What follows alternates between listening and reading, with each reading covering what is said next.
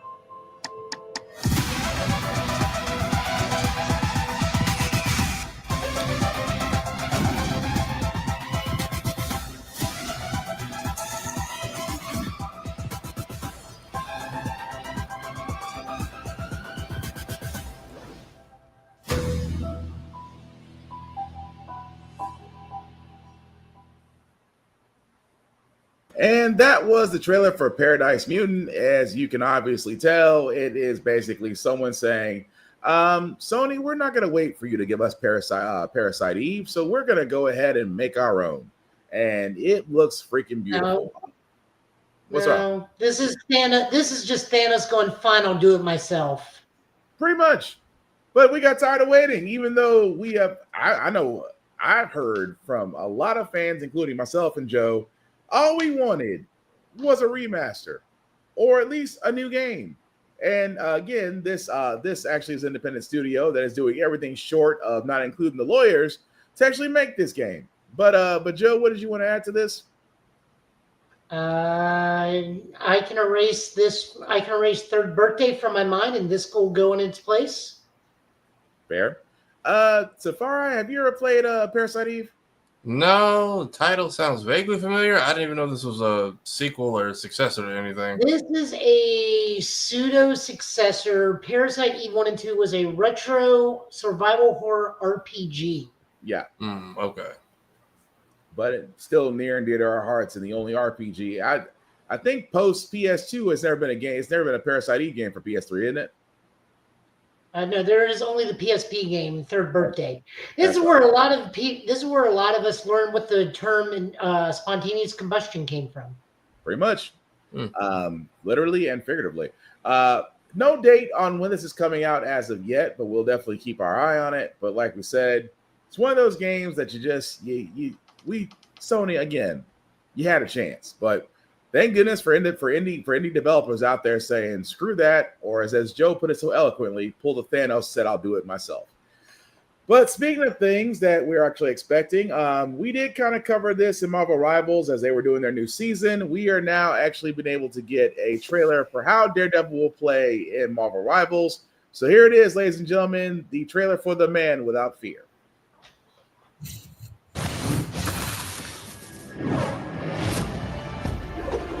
Forgive me for what I am about to do. I see you.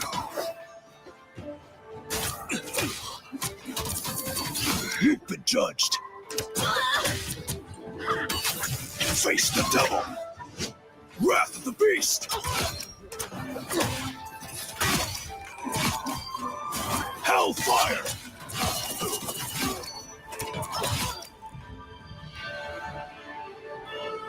On the hunt.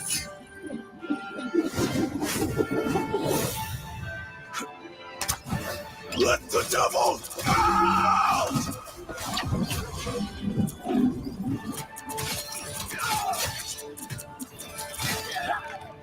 Ruthlessness is mercy.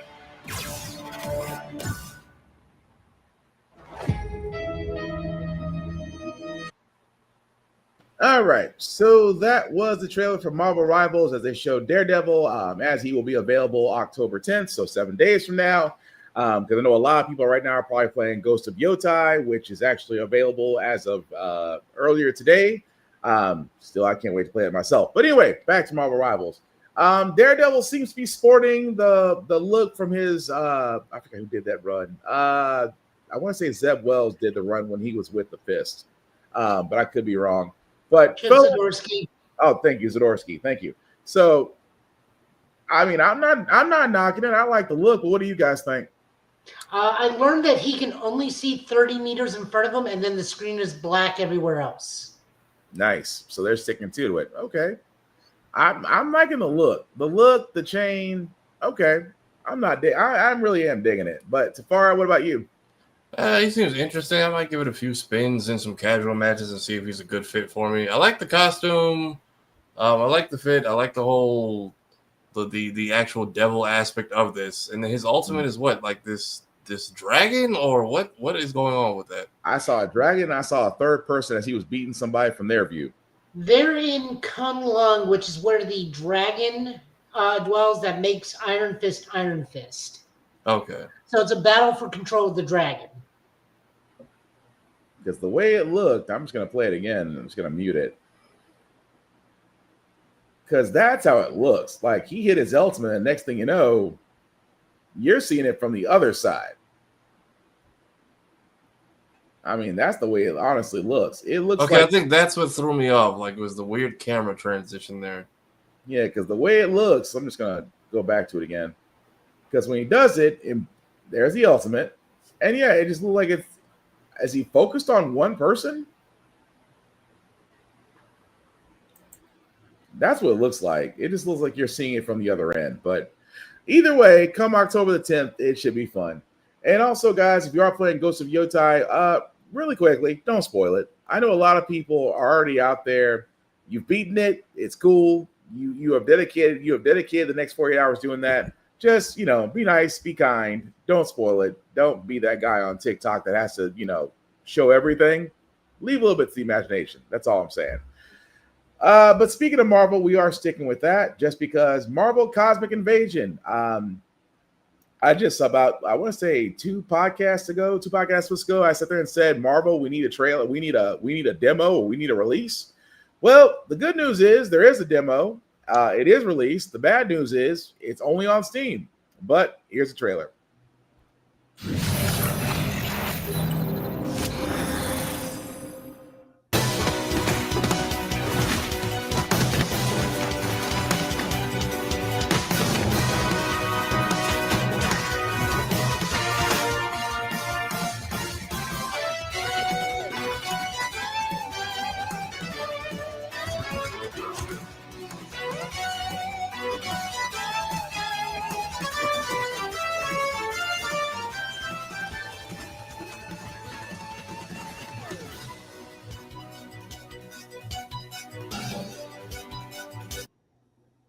Again, and again, I'm not to hurt anybody's feelings, but yes, There is a demo available, but it's only on Steam, and it's still there right now. I downloaded it to my computer, played a few levels of it. I can tell you it's definitely fun. Every character that you see here is available. So Nova, Spider-Man, Captain America, Storm, Venom, She-Hulk, they are all available, including Ghost Rider, and Wolverine. They are all available in the demo to play. I will say really quickly, it's exactly like you expect an arcade beat 'em up to be. They do heavily stay on the co-op. So again, if you can play with somebody, it is more fun. There is more combos, things you can do of that nature. But honestly, the demo is fun. I can't wait for an actual release date. But Tafari, Joe, anything y'all guys want to add to that? I'm actually really interested in that John Candy documentary trailer that popped up at the end of the thing. I want to know more about I Like Me, the documentary of John Candy. Jesus. We know I'm going to play Nova in Spider-Man, so I mean that's all I got to say. Fair. I mean, yeah, you have definitely made that very clear. But Tafari, what about you? I'm glad they got a demo. I don't know why we're doing the Steam exclusivity. I'm not sure what that's about. That's the thing. Already the super moves up on YouTube from the demo, so Yeah. Oh, some of them are really good. Some of them are really not. I'm just gonna chalk it up to that. The fact it's a demo and that maybe it gets better. Because it's a side-scrolling beat 'em up. Like your supers are only going to be either lines or spheres for the most part. Fair. Or an AOE. Fair, but I'm gonna leave that one alone just because still it's fun to play for 30 minutes. But no, you got a fair point. But moving right along, again, My Hero Academia is all justice. Let's just be honest. If you are waiting for the last season of My Hero Academia, as the last 11 episodes, I think, are going to be played out on Crunchyroll and Hulu, either that you might want to wait to play this game, or if you play this game, you're probably going to get the ending. But Tafari, is there anything we want to add to this before we play all justices outside of them spoiling themselves at the end of the story? Not really. I haven't even looked at it, but I figured this was because I don't know how the first two Justice games really played out. So this one seems a bit more flashy with the story mode type stuff. So this might be the only one I actually pick up. I have One's Justice 2 from PlayStation Plus on here. I just have not touched it. Fair enough. Joe, anything you want to add to before we play the trailer?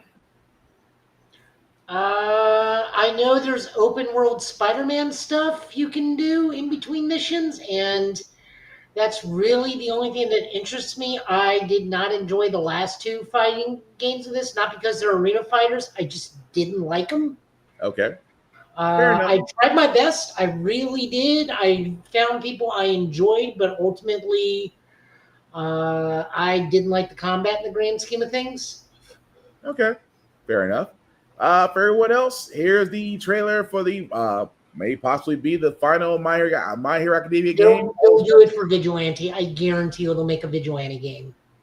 If this is the final one, it'll probably be a Vigilante DLC like Boruto was, because that was a lengthy. Hey, Kira, that was the Boruto DLC. That was a hefty add-on. Like they didn't just do slideshows. They did a full in-engine playthrough of like a futuristic version of the Leaf Village. They gave you like a 50-round combat simulator you could do. Yeah. Didn't they also do the entirety of the movie? Yeah, the movie was played out in the story mode, but they also gave you like side missions to do within the Boruto world with the other kids. Mm-hmm. You got a couple versions of the main three, the adult versions of some of our character. I think it was like $20. You got a lot for that, and then if you waited a year, you got the complete version for $20 like I did. Yeah. But did we find out the most important thing in that DLC? Who is Metal Lee's mom? No. I don't think they did a character model for Metal Lee. I think that's going to be the question that will never get answered in the world of Naruto. His name is Metal Lee? Yes. Oh wow, I pulled that right out of my ass. No, his name is Metal. But anyway, here's a trailer for My Hero Academia's All Justice. Does that mean his kid would be Cyber Lee? Steel Lee. Still nothing compared to All Might. Steel's just metal. bit by bit, step by Plastic step, Lee. until I become the greatest hero.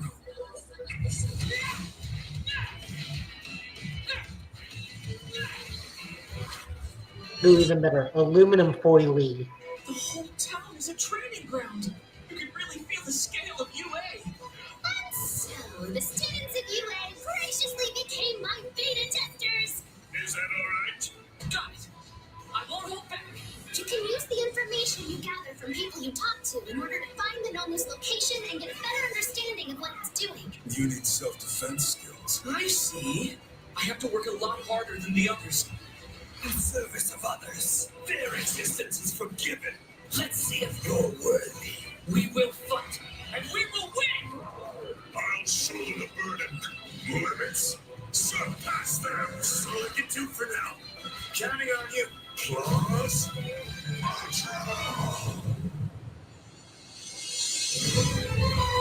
What's up?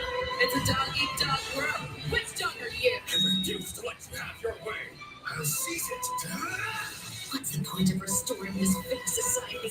So, hero, what do you want to do to me? You'll never amount to anything in this world. You are praying back there! Keep cursing the weakness inside of you. Heroes really are the most frightening animals. Not once in my entire life. Your fight is over. Have I gone into battle expecting to lose? I won't allow you to hurt anybody else.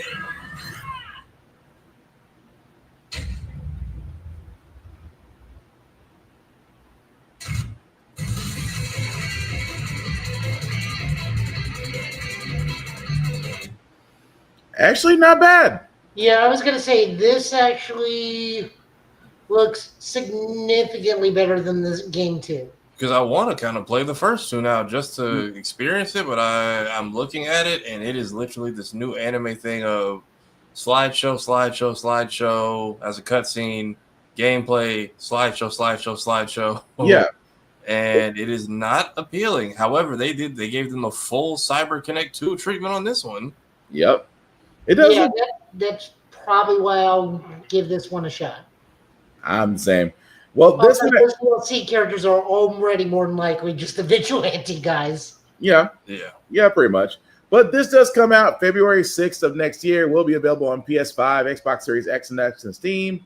Playing on the Unreal Engine, which was surprising. But like Joe said, let's be honest, you can pretty much tell it's going to be different types of the same characters. But I'm not knocking it. It looks like I said, that.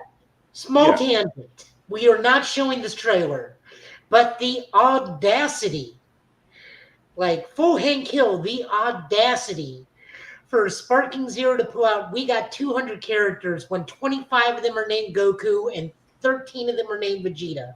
Yeah. No one loves Vegeta. I knew The audacity to try and go, we got 200 characters. They're like, how many of them are named Goku? right of the same variety. That was the sales pitch for Tenkaichi 3. We have over 150 characters. And I'm like, but are you counting the transformations? And the answer is yes. Yeah. But Now, the big thing is we got a pool. Do you remember a pool? Do you want to play as a pool? What about the two Frieza grunts they had, Krillin and Gohan, upon arriving on Namek? We got them too.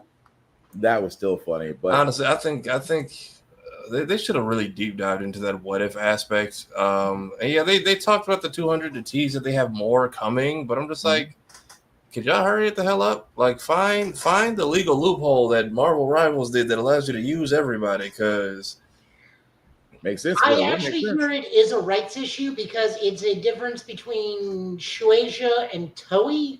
And they have been at each other's throats since anything post Tournament of Power arc, they can't use yet. Supposedly.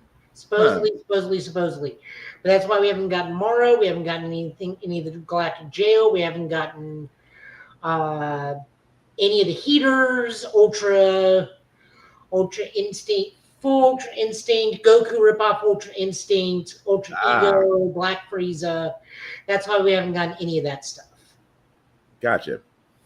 Wow, that explains a lot. But either way, yeah, We all kind of like split up when Toriyama died. Like different people got like different creative control, I believe, And Damn. apparently or some distribution rights. and I think I think a lot of the employees are mad because one of those two kind of just brushed off his passing. It was like, okay, what's next? And Oh, they're like, they didn't do a memorial, they didn't do any kind of tribute. they just kept it pushing like nothing happened. Basically, and I believe it was Shueisha. I believe they are the ones who slight people the most.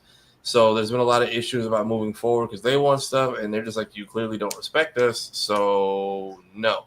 So I need to catch up on the super manga. We got left on a very nice chapter. Mhm. The Seven Saiyan brawl was a nice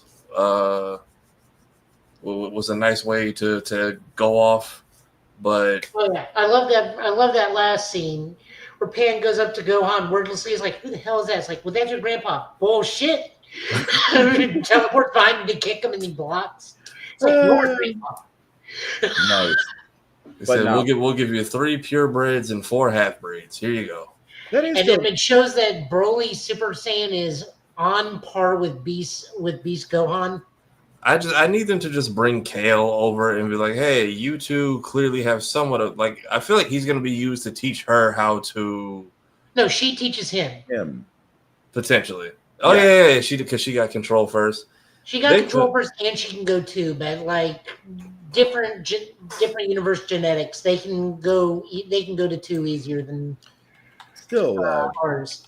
is CyberConnect 2 working on this My Hero game, or did they just clone it good enough? No, they have to be. They're working on it. Because of the supers. yeah, it has They to work did out. announce they're working on a new Dragon Ball animation project, but my money's on it being another movie.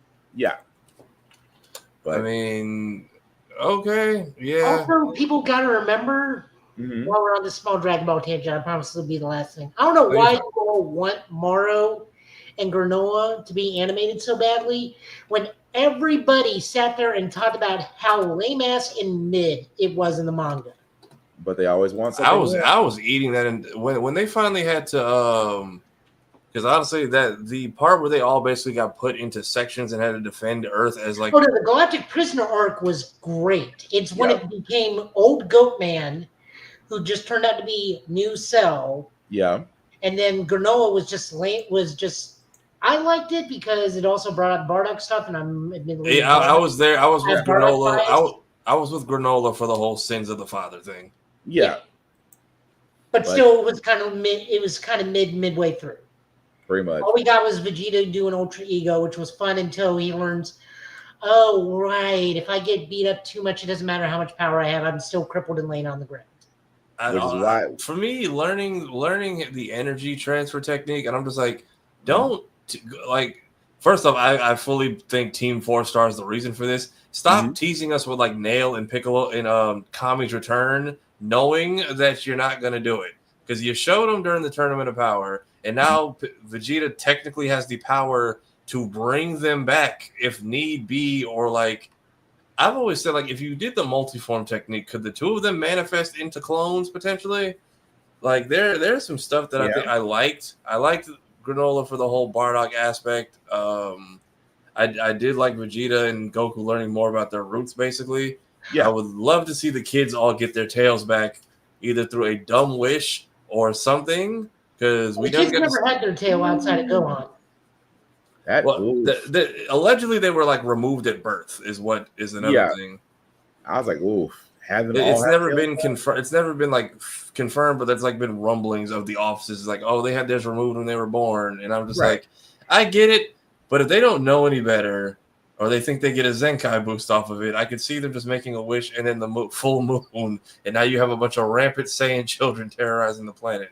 Like They're I all would. teenagers now, so I'm But just saying, dear. I like the Galactic Patrol arc because I've wanted to see something like that for a long time. Like Resurrection F was okay, but Yeah. like something where everybody basically has to hold off their own sector and there's no backup outside of like the other space patrol. Because even you are Yamcha got very generous to Resurrection F. well, because it was cool for everyone versus Frieza and everyone gets to do something except Yamcha who got left at home. No. You spelled Gohan very wrong. Yeah, I don't know what that was about. Gohan got jobbed out harder than he's ever been jobbed out before. I don't think he's been jobbed out that certain part. Okay, neck. But I don't know if Yamcha getting left at home was supposed to be funny, but my theater like audibly like giggled at that little verbiage. It's like, yeah, I heard what was going on. I left Yamcha and Chaozu at home. I don't know why my theater fucking lost it when Tien said that. And I'm like, who are you to tell him he's not able to come? Also, is that now new lore that Yamcha and Tien share an apartment and just co-raise Chaozu at this point?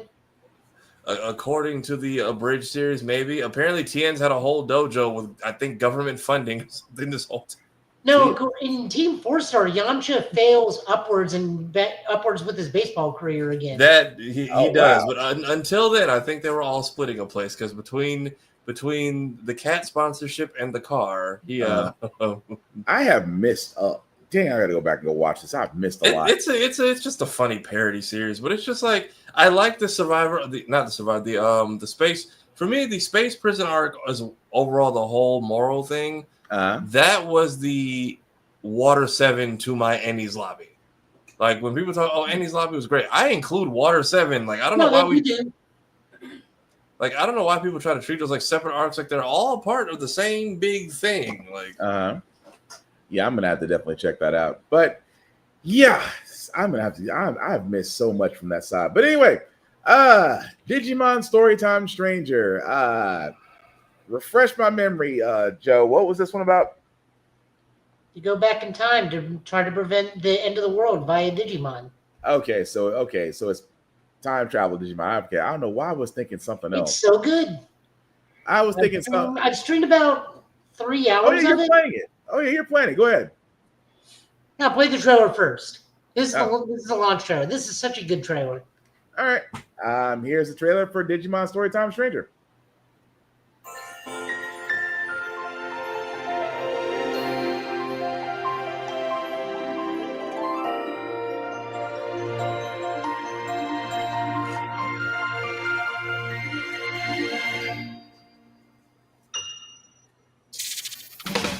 エージェント、新宿を起点にした世界崩壊、それが今もなお進行中だ。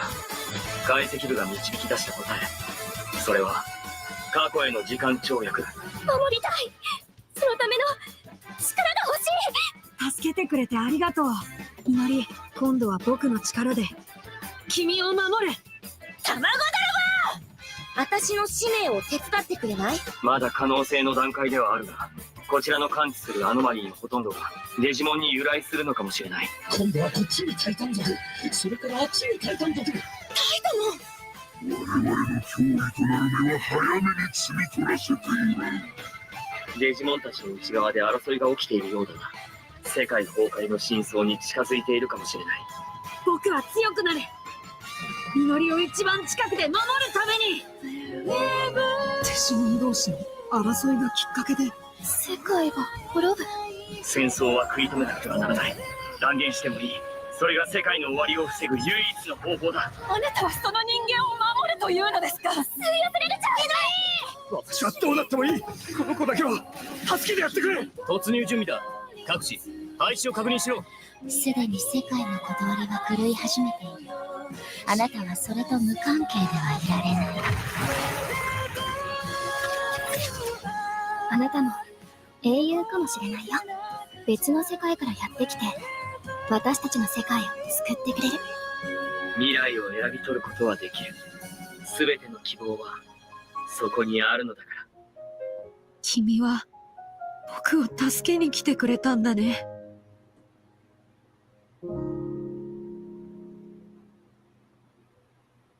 All right, so that was the trailer for Digimon Storytime Stranger. As already is actually out now on PS5, Xbox Series X, Steam. Joe, you played it, so how much can you tell us without going to spoiler territory of what you think of it so far? Well, I mean, that trailer alone spoiled like so much for me. So. Oh, damn. Okay. That's okay. And spoiling stuff does not diminish my joy because I don't know what parts of that story that is. I mean, I'm in the opening 3 hours. I would say there's a lot going on in there. Like, are the little kitty drawings like to explain like? Oh, the little kitty drawings are actually the opening of the game because it turns out this is you are through sheer coincidence, a parody of an old Japanese anime that's may in fact be Digimon the anime. Okay. Because they make reference to what your uniform is a little bit in the opening of the game, and then that just goes away entirely. But yeah, they talk about how it's like, oh man, you're really good at cosplaying that old anime. It's like, did Digimon happen here? What? Okay. Right. Anyways, no. I am just now to getting the little satyr boy, Aegyeomon. So I don't know too much. I'm enjoying what I'm doing. I went with the female agent whose canonical name is Kanon. I got her little Demi Devamon as her partner. I've got a myriad of Digimon. I've been digivolving and de-digivolving to buff their stats because that's what you do in this game. Good talent trees. Digimon now kind of copied from Pokemon in the fact that they have personality stats, that difference between 4 different type of personality stats. And then in those are 4 subcategories of those personalities that you can like manipulate stats even more. And as you play the game, you will talk to your Digimon, and that'll alter their personalities and shift their personality paradigms as you go along. Okay. So that's been really fun. It looks gorgeous. Over on Steam, it has beat out both Persona and Final Fantasy for highest launch concurrent players. Okay. Not combined, but still beating out both Persona and Final Fantasy on Steam is unheard of. Yeah, that's not a small accolade. Right. Honestly, I've completely forgotten about Digimon ZA coming out in 2 weeks. Like this thing, I've hooked on this thing. That says a lot, but no.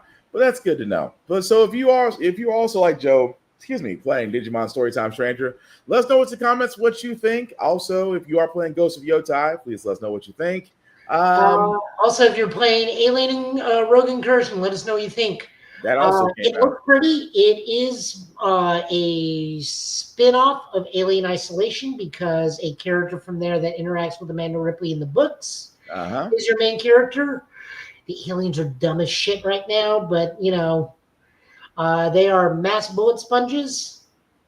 At the moment, they are not too smart, but they are mass bullet sponges. So you know, as I said in the opening of the stream, I have a very low bar. You just got to be better than Colonial Marines, and so far, it's doing okay. Damn. That is a low bar. Also, don't forget, back to Digimon, don't forget, Beat Break starts tomorrow. Oh, right, it does. It definitely does. Along with a myriad of other anime. Yeah. So, yeah, our fall season is definitely kicking back up. But here's something funny, because before we get into some sad news in the world of Microsoft, but here's something funny from Battlefield 6, because apparently they're taking shots at Call of Duty, especially with their latest trailer, and I am all for it. If you haven't seen it, well, just watch. The world is a vampire. Showtime. Secret destroyer. Zac Efron, Jimmy Butler, Morgan Wallen. Sound check. Who the hell's Patty Pimblett? Okay, boys, we're here to do one thing. One thing.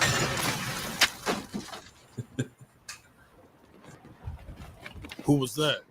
Doesn't matter. Let's move. Scope the area. Flag, 2 clicks out. And the tank.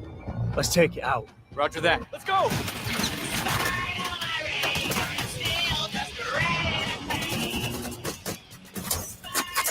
Light it up!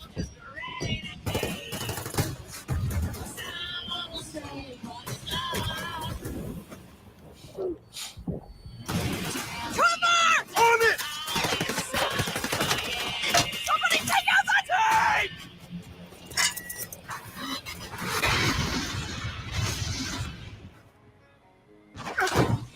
Sniper! Take him out! Not done. That's right.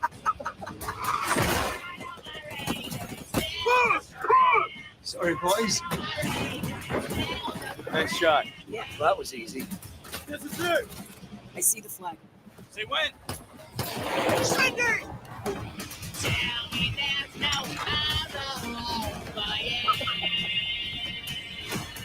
Battlefield 6. Pre-order now. Meh. All I can sit there and say is, how dare they? Number one, you took a shot at Call of Duty because let's be honest, Call of Duty always had the celebrity cameos, things of that nature. Yeah, they were fun and all, but Battlefield 6 reminds me of Battlefield 3 with a whole lot of improvements. But I mean, me and Tafari, we both played it. I freaking love it. I honestly, this may actually get me back into Battlefield. But Tafari, anything else you want to add to it? No, I just thought it was hilarious that they were making fun of the character skins because it was cool at first, but now you've got like Nicki Minaj and the Ninja Turtles in here for whatever the hell reason. So Right. It's getting kind of goofy. And again, this is all because Fortnite was stealing everyone, not even stealing money. They just saw how much money they were making and everybody wanted in on it. And now it's not even Call of Duty anymore. It is Warzone plus our new online modes and whatever half-ass campaign we are putting on a CD. Now I will defend Call of Duty's Black Ops 6. Your campaign was fire. Your multiplayer is not bad because I still jump in and play multiplayer from time to time. Warzone is Warzone. That's what I'm saying. They're not bad. It's just like, hey, it's Warzone plus whatever game we made this year. Okay, well, this game's dead. We're gonna move Warzone just up the Mortal Kombat ladder, and now here's a new campaign, new game, new title, new mechanic, and 6 months in, let's start rolling out the next one. And it's just like y'all had Warzone and ran through an entire Modern Warfare franchise again. Y'all don't think y'all did that a little too fast? Yeah. The thing about it was the Modern Warfare storyline, and not to keep it going, but first off, the revamped Modern Warfare storyline was great. From 1 to 3 was great. I didn't like how 3 ended, but I understand you need to have a shake up in the story. Black Ops 6, wonderful, because I love how they did that story. It kind of went back to Black Ops Cold War, which again, great story in itself too. Which makes me on the fence about Black Ops 7. Because for me, it's like, if the campaign is good, I'll play it. Multiplayer is multiplayer. I'm sorry. You're always going to have multiplayer in these games. My whole thing is the story. I want to play the campaign. Just like Gears. I'm still waiting on Gears. We're still waiting on E-Day. I have yet to hear anything about E-Day. As a Gears fan, I'm concerned, especially with the Microsoft news we'll be going into momentarily. So I think, didn't we get E-Day announced like before they even talked about this PlayStation port that they put out, which apparently is just as buggy as the original? Yes and yes. But again, we'll go into the Microsoft news momentarily. But the other trailer we do have is a show on Prime Video called Has Been Hotel. I'm going to be honest, I need to watch this because I keep forgetting about this on my watch list. But I definitely don't keep up with this one. But Tafari, I know you watched an episode of this. So anything you want to say before we play the trailer? It's more like, if you like shows like Adventure Time or Steven Universe, more like colorful, poppy, more like rubber hose, like kind of goofy animated type shows, but it's almost like Prime Adult Swim. Like it is full on a cartoon, just a lot of adult situations and swearing. It's like old school Adult Swim and Comedy Central. I kept hearing about this and Hell of a Boss, not knowing they were connected. So I was like, I'll check out one and see what's up. And then this whole thing, I watched a few episodes, got completely wrapped up in it. Keith David is great as Husk. Mm-hmm. I really like his character. Some of the stuff they set up with other people in this show that we probably will get more of this season. So this is going to be a first for me. If you haven't, I think it's 10 episodes. You can binge it in like a day. It's really well done. You can tell they took their time animating some, and there's a lot of musical stuff in it, but it's not like a drag like some shows are. They actually went through like the effort of making these musicals and segments like vibrant and relatable and the whole heaven hell story. It's very great. Gotcha. Well, with that being said, here's the season 2 trailer for Has Been Hotel. War is coming. You prove that angels can be killed. You think they won't come for you? And when the first shot fires,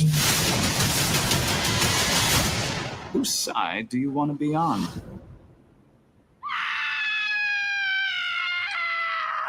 I thought Charlie said no more drugs. Welcome to the Has-Been Hotel. Bye, bitches. It's giving tacky. Come on in. Here's your key. It's a pleasure to finally meet you, Princess. What's your plan for the next extermination? And will you be protecting everyone, not just your favorite characters? Wait, who are you? My name is Baxter. So is he like the new Penches? No. All our guests are family. Hey, Perv, hands off the chest plug. That's the Has-Been guarantee. Singing and crying, it's kind of our thing. Redemption is possible. You all can earn your way to a better life. That sounds like work. I thought this hotel was where we came to kill angels. Fuck my life. I have a better angle for this has-been hotel. We can use the hotel's reputation and start a hell-wide uprising against heaven. We have the chance to be gods. Who's with me? I know you won't believe this, but I don't understand. Raise your voice. Fox is inciting a war. Light the fire. Heaven doesn't want to hurt us anymore. We need to stop him. Abel, as head of the army, what do you think we should do? I'm not ready for this. I never liked that kid. He's weak. Oh, get dunked on! Do you really think you're powerful enough to take on all of heaven?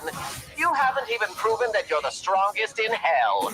Can the angels come out to play? Prepare the troops.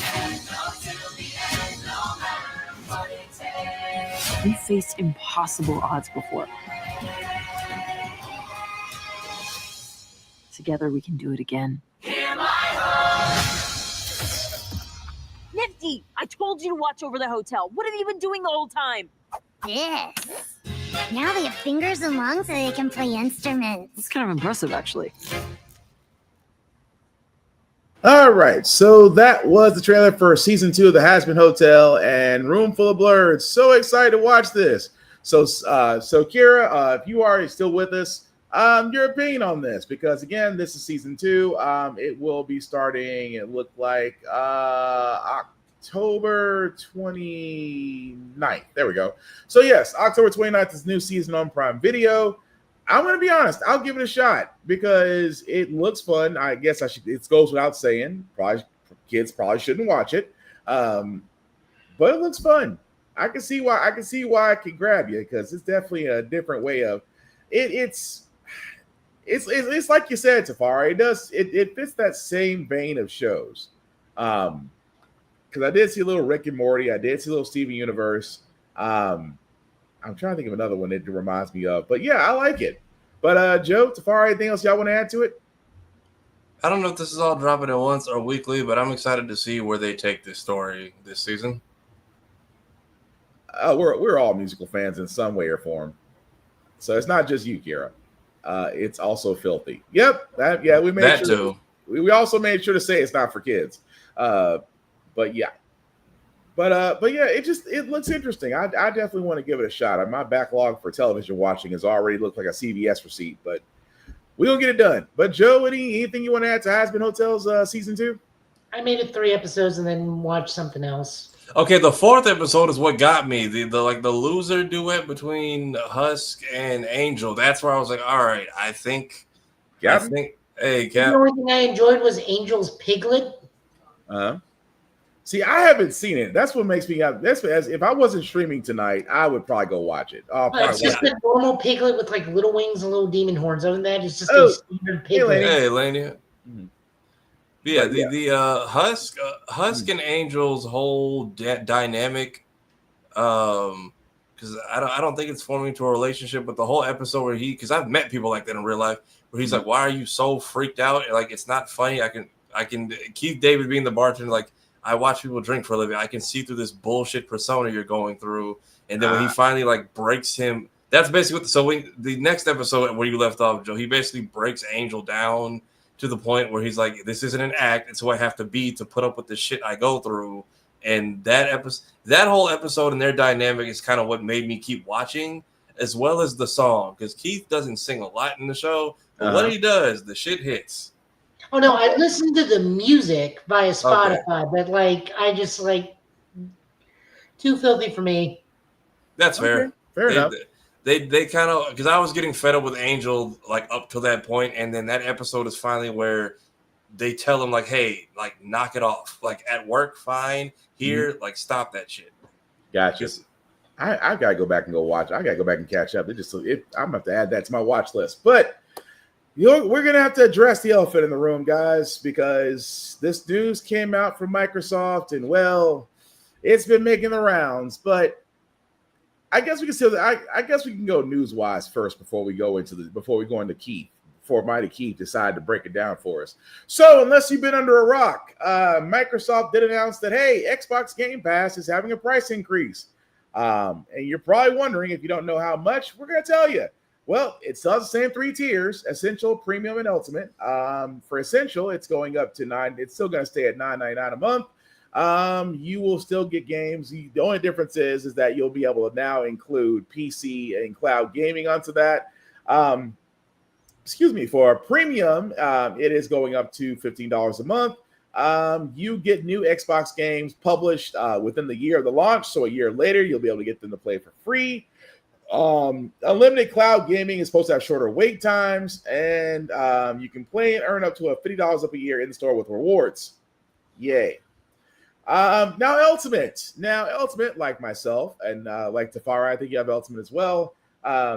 It unfortunately is not going to be the $22 a month. It is now going up to $29.99 a month. So after taxes and whatnot, depending on where you live at, you could be looking anywhere between $30 to almost $38 a month, which is equaling up to, if you kind of do the joke here, $30 a month at $30 a month at 12 months kind of gets you up to $360, which keep that number in mind, as Keith will make fun of that. But as they try to sugarcoat it, you will get under the Ultimate, you do get the $75. You do get the 75 games playing on day one, which means that as of right now, you'll still get Ninja Gaiden 4 that's coming out. You will get almost every Xbox exclusive. I'm trying to think of all of them, but every one of them for moving forward under Ultimate, you get to play on day one, including Ubisoft and EA classics, unlimited cloud gaming, in-game benefits, of course, playing online. And again, it's $30 a month, which I can understand. There has been a massive uprising of, and of course, Kira, cancel my membership immediately, which I can understand. Now, before we get into it, Mr. Keith of Mighty Keith really does have the best way of explaining everybody's anguish. So bear with us for a moment, and then we'll talk about the reason why Microsoft kind of fracked up. Mighty Keith. That's it. I'm done with Xbox. Do they think we're all made of money? 5 years I've supported them. Yeah, fought for them. Exactly. I even changed my Twitter profile picture and entire internet personality for them. Oh, how in the world music do this to us? They're trying to justify the extra $10 because they put Ubisoft Plus and EA subscriptions in the package. They're talking about putting the EA subscription in the package. Nigga, EA just sold their company. I don't want this. After all these years, how could they do this to us? I say we boycott it. Vote with our wallet, cancel subscriptions. I'm canceling my subscription right now. Dog, what the? They crashed the site. Ain't no way. Nintendo site crashes when you try to get a Switch 2. Microsoft site crashes when you try to remove Xbox. Whoa, I finally got through. Boom. Huh. I'm protesting by canceling my subscription. No more Game Pass. No more Game Pass. That's what I'm talking about, baby. That's going to show them. I say we take out our frustration on some COD lobbies. Hell yeah. Let me just, not really feeling COD. Want to play something else? You don't want to play COD? That's fine. I don't know why I bought the game in the first place. Trash game. You know what? Xbox is grinding my gears so much. I think I want to play some Gears of War. Let's pop it in, baby. You say you want to play Gears? I want to play some Gears, bro. I want to play some Gears, man. Okay, it's just seems like the Gears in my Xbox ain't working too well because I can't find any of my games. The Game Pass games are gone because we ended it before the subscription renewed. But where are the games you owned? You said purchase? Oh. Like own? Oh. You know what I'm talking about, right? Like over the course of 5 years, You have bought games and owned them. Where are those games at? 5 years? That's a long time, bro. I can't remember. Please tell me, over the course of 5 years, that you have bought and owned games. Well, I mean, it's a subscription service, so it's like the games come in the service. Come on, man! It's the best deal in gaming, bro. 5 years! 5 years, bro. You ain't buy a single game? This is for the affordable gamer. This is the affordable gamer option, bro. Why would you put all that money in the subscription service? What you mean, bro? I saved so much money. You saved what money? Nigga, you don't own anything. You're trapped in their ecosystem, brother. You're a slave now. They must be doing this for a reason, right? You know, the more I think about it, the more maybe that Ubisoft and EA Play is worth it. It's valuable. Brother, you are coping. This company hates you. Nah, man, I trust Phil Spencer. I think $30 a month, 12 months a year. This is not what we meant when we said we missed the 360. Or that's just crazy. Mighty Keith on YouTube, everybody, but at the same time, he makes it's a solid point. And the more I think about that, the more I'm like, okay, there are a lot of Xbox players that are probably in that same boat right now, because the fact that you've gotten away with on Xbox Game Pass. Oh, and I forgot, like Expedition 33, that was available on day one on Game Pass too. So for those people for 5 years plus playing on Game Pass, you may or may have not bought in the game, but you successfully paid your membership. Now, hi, Bam, Roll Tide. So I get it to a certain extent. I do, to a certain extent, where some folks are trying to say, well, I mean, Ultimate's not bad. I'm on Ultimate, and I'm sorry, I can't justify paying. And again, I stress this very heavily. Microsoft bought so many studios. They bought, I want to say, 8 major studios and then a bunch of indie ones in the past 2 years.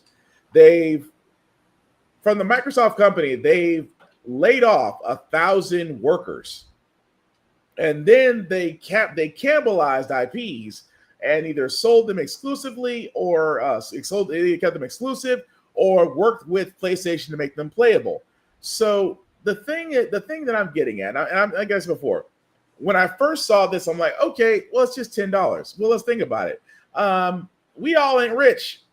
And if you really think about it, could you really see yourself paying $360 a year for getting the same thing that you're getting right now? Because under Ultimate, you do have access to Ubisoft. You do have access to EA Play. That's under Ultimate right now. So you're not really getting anything different.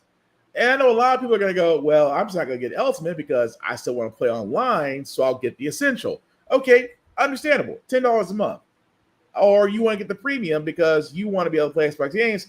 But the thing is, Microsoft is effing greedy. That's what it comes down to. Microsoft is effing greedy, and they blew billions on acquisitions, and now they're trying to, wring out your users. And I'm sorry, even I'm looking at this like, is Ultimate worth it at this point? Like, I do play online. You do need to have a Game Pass to play online. But for a lot of the games that I have, they're either going to be physical media, which I stress very heavily, or very rarely digital, because that's the only option that you have. Just like South of Midnight. South of Midnight does not have physical copies. It's all digital, which sucks, but them's the breaks. But I'm sorry, Xbox, you guys were the alternate to Sony. Because Sony said there and said a long time ago, F y'all, these are the 3 tiers, take it or leave it. And they upgrade their prices. The problem is, Xbox, you just raised prices. If I'm remembering correctly, 8 or 9 months ago, you raised prices. So if we round that off to almost a year ago, you raised prices across the board, and now you're doing it again. I'm sorry, and I'll throw this to you, Tafari, after this, but I'm sorry. This is how you kill your fan base and reload. That's all I'm saying. And then if you got a Series S, which was marketed as the digital only combo with Game Pass Ultimate, stay your ass in the house during COVID combo. Yeah. You basically are about to own just a paperweight very soon. Well, that came with your console, right? Like the 3 months free? I would have to think so because I think Bama got an S. If Bama got an S, I think it came with 3 months Ultimate for free. Yeah, if you got a Series S, that's fine. Just make sure you actually purchase the downloads. Yeah, that's my only thing. Microsoft was great. My thing is, I don't know anybody who's gone. I don't know too many people who've done the extra tiers for PlayStation Plus, like to get all the retro catalog. I don't know anyone who's done it. Like it's there, yeah, but I don't know anyone who owns it or bought it. They're just like, yeah, we see it, and you keep asking us about it, and we keep telling you no. It's like a bad used car salesman. Like, I hey, do the middle tier because I don't need the retro games. If I want a retro game, I'll just buy it.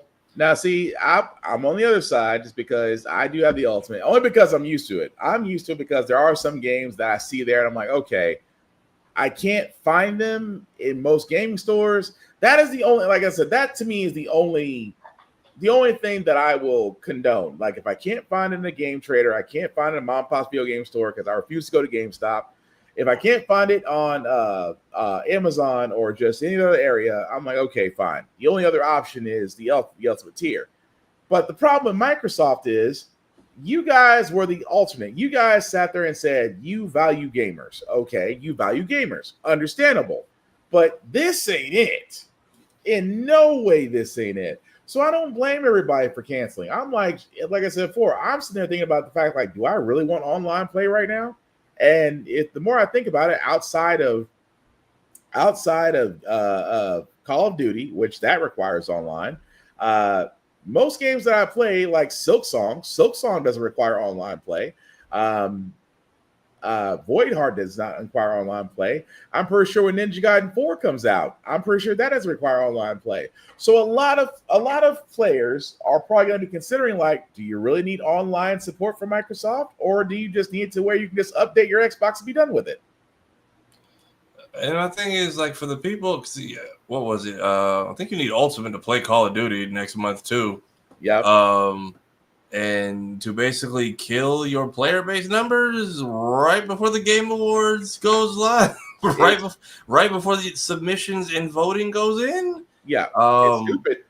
Yeah, because now you're gonna have a lot of people who are like, I was gonna play Call of Duty, but I guess never mind. Now, a lot of people might go pick it up physically and then just get the essential, which is fine. Yeah. But again, like, what games are we gonna get on the essential? Like, next to nothing, because then you've acquired all these studios who are going to put out who basically are padding out your Ultimate Game Pass plan anyway, and then when people don't buy it, you're going to blame them and then lay them off and shut their shit down. And that's what it is. It's literally it's tier gouging, because Essentials, like, okay, you get online, you get a limited library for Game Pass, and Premium is like, okay, the library, it's open a little bit bigger. And then Ultimate's like, oh, well, this is what we wanted from Jump Street. So you are basically tier gouging folks that if they do want to play whatever it is on Game Pass, you have no choice but to either buy Premium or buy Ultimate. That's what it comes down to. But what'd you say, Cap? It's crazy they decided to go this route. This helps no one, and Microsoft will soon find out enough. We hope. I do hope, like I said before, with the actual, and again, Mighty Keith was right. Initially, when the news came out, the cancellation page for Game Pass crashed. So I would like to think Microsoft may reverse their decision. I highly doubt it. Also because, again, also EA got purchased by the Saudi family for $55 billion, so one of the largest acquisitions in video game history. So my hope for any Titanfall game has went out the window, just because it's EA, and now EA is going to basically be under blood money. But what do you say, Bama? No, I have two of them. They came in my storage drives. Last one came with me getting the last one through my Xbox Point system. Okay. And also, I have to give GameStop credit because they're still selling. Whoever's running their social page has been hilarious for the last 72 hours. And that's another thing I was going to bring up. It's just like GameStop is still selling the $19.99. Is the Ultimate or is it monthly? I want to say the Ultimate, or it's like a GameStop $19.99 card. And they said they are taking a hit on that, but they said it is bringing people into the stores more. Yeah. So for every card they sell and take like a $5 net loss, they are fine with people coming in and buying other stuff on top of it, which is cool.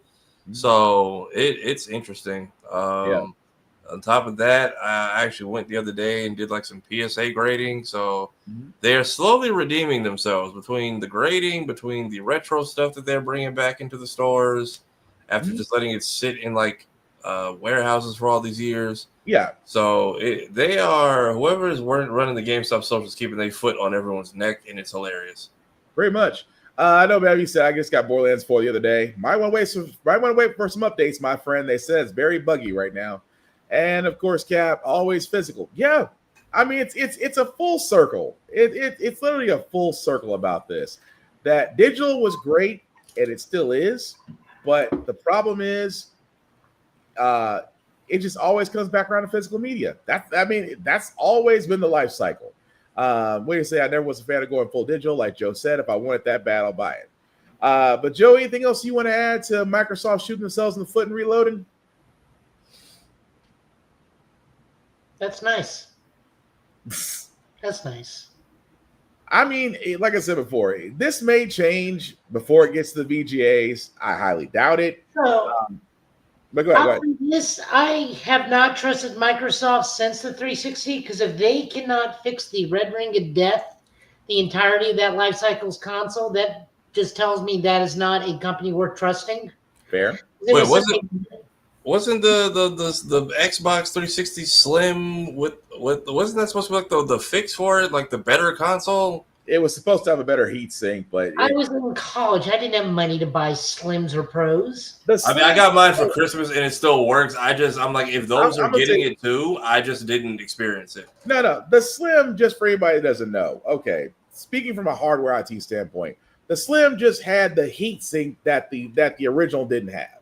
Because in Microsoft's wisdom, that you literally have a console that has that much heat, but has that little bit of ventilation and no exhaust fan, but no heat sink on your motherboard. Yeah, it was going to fail. And someone sat there and said on Microsoft, hey, let's put a heat sink on the motherboard, and then we'll make it smaller and call it a Slim. That is the reason why Slim Xbox 360s never overheated. But if you had an Elite, if you had they call them fatbacks. If you had a fatback or an Elite 360, yours was 50-50. Unless you got smart and put a fan behind it, or you took yours apart and added a heatsink like I did, you probably never got the red ring of death. But the thing that killed me about this, and like I said, I understand what Joe's saying. If they couldn't figure out a red ring of death, from a business standpoint, it's not going to work on this one. I have an Xbox Slim. It stopped working, but it was my cousin's. Oh, okay. So at least we got one failure. But the point I'm getting at Microsoft is, before we move on to the Russo brothers and their tease, it makes no sense that you do want to price. There's no reason for this price hike outside of it, but just plain greed. There is no reason. Gamers are not getting more from this, no matter how you try to slice that pie. It's the same pie we've been getting for the last 5 years. And this is the second price hike in 2 years that folks, just because again, people gotta watch their pennies. I'm no different. We just cannot afford it. And good luck in November. Y'all aren't even getting a golden joystick award at this point. Oh, they're gonna get booed. I thought if Phil Spencer comes out during the VGAs, woo. I was gonna say, is it smart for him? He's just gonna give a half-hearted, empty apology like he always does. I was gonna say, is it smart for Phil to take the lead on this, right? Because you see, they had Homegirl doing the Xbox video on with the trying to sell this as why it's a good thing. And I'm like, you clearly can see Phil didn't want to do this video and said get the intern to do it. Because I'm like, I feel so like I hope they don't find your personal socials. And I hope, with the way the internet is, I hope that woman's protected because she literally just became the fall person for this, even though it really is Xbox decisions, but also EA, really? Saudis, $55 billion? I'm just saying. You could have just gave us Titanfall 3. We would have been happy. But Moving right along again to the Russos. The reason why we're bringing them up is, well, because they sent this. And they pretty much sat there and said, take from it what you will. I'm trying to blow it up as best I can, guys, but that's really the best I can do on that end. But from those that can or cannot see, and I apologize, I just, like I said, trying to make it bigger than what it is without actually screwing up anything. But if you've been under a roof, you've probably seen this picture. Folks have either tried to blow this up, analyze it, however you take from it. Let's just call it what it is. A on one side, X on the other side. We know what the Russos are implying for Avengers Doomsday. I'm just going to throw it out to you guys and for everybody else that's watching. Is it the right time to have an Avengers versus X-Men in Doomsday? And if so, would it make sense in the current MCU?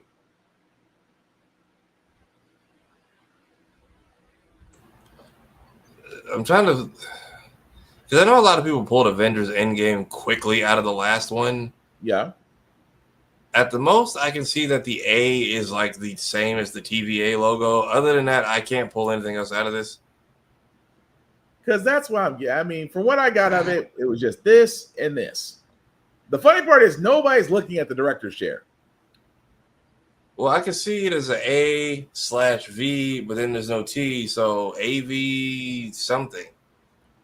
But the thing I'm getting at is if it is, and like I said, this is all speculation. Russos have not confirmed spit.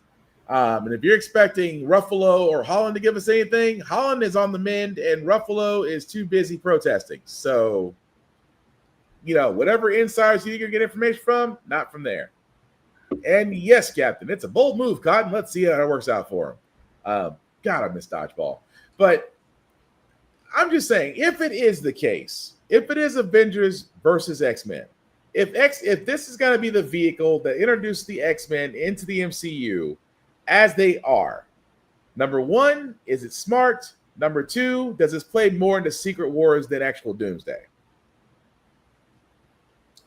I feel like they could be setting up, maybe Secret Wars or potentially setting up what these next saga will be once these next two Avengers films are over. Possibly. I'll go with that. But that's what I'm getting at. Because again, for me, it's like, and thank you, Bama, they do need to introduce the X-Men first. They do. The thing is, for X-Men to be this protected, and I'm sorry, Kira, what'd you say? They're going to blue ball us if it says AVX. The whole movie is supposed to be about Doomsday. Any X-Men we're going to get is going to be too short. Any X-Men action. Okay, X-Men action. I agree. Completely agree. But if this is, like I said before, for them to literally, and of course, Cap, it could be very well the mutant introduction. The thing is, if they do go this route, the thing is just like, for you to have such a protected IP, that you're going to use Doomsday. If it is, like I said, we don't know. With the Russo brothers, they like to throw a lot of stuff out there to keep people guessing. We won't know until it gets close to the trailer, which, if you believe the rumors, we're supposed to get an Avengers Doomsday trailer sometime in December, supposedly. But I will say this, if this is the introduction of the X-Men, it has to be right. Don't wait until the end to where we get the X-Men 97 guitar riff. Don't show Professor X's wheelchair or a shot of it. I don't want to hear the iconic Wolverine shink, or I don't want to see a flowing Storm cape and then fade to black. Let's actually do a proper introduction of the X-Men. And yeah, outside of that, I'd rather be surprised. I'd be too, Cap. I would be too, but I worry because, just like Kira said earlier, this takes away from Doomsday.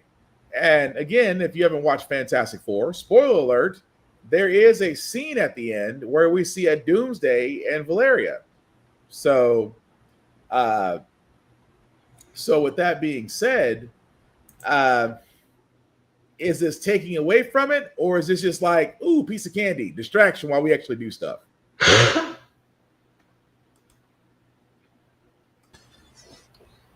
I'd rather be surprised. Because I'm just saying, it's the more I talk about it, the more it just feels like a distraction. I feel like it's leading to something we're not going to get for a while because I know the X-Men are in it. Yeah. But like the last time they did this, they were teasing the next title of the film. So, I mean, please don't tell us it's Doomsday and then titles we get thunderbolted into AVX because apparently I'm hearing Doom's starting with the mutants and then moving on to everyone else. So, well, I see that, and Bama James got Marvel the ropes. I won't say on the ropes, but he's got them concerned. He has them worried. I will say that because Marvel's in that very sensitive. We're not sure everything's going to be a home run thing. Even with Marvel Zombies, which again that was fun for 4 episodes. It wasn't always a surefire thing like it used to be. But again, like we said, this whole thing could just be a red herring. It could be something leading into. But again, if you believe the trailer, if you believe the trailer rumor, we won't know until December. But Joe, anything else you want to add to it? I think we're all forgetting comic books 101. Two good guy teams are never really going to meet. They fight, and then they all realize, oh, wait, we're being manipulated. We need to team up with the bad guy. That's all this is. And No, that's fair. Apparently, allegedly, because they said Nightcrawler's actor does like get into it with Mr. Fantastic very shortly.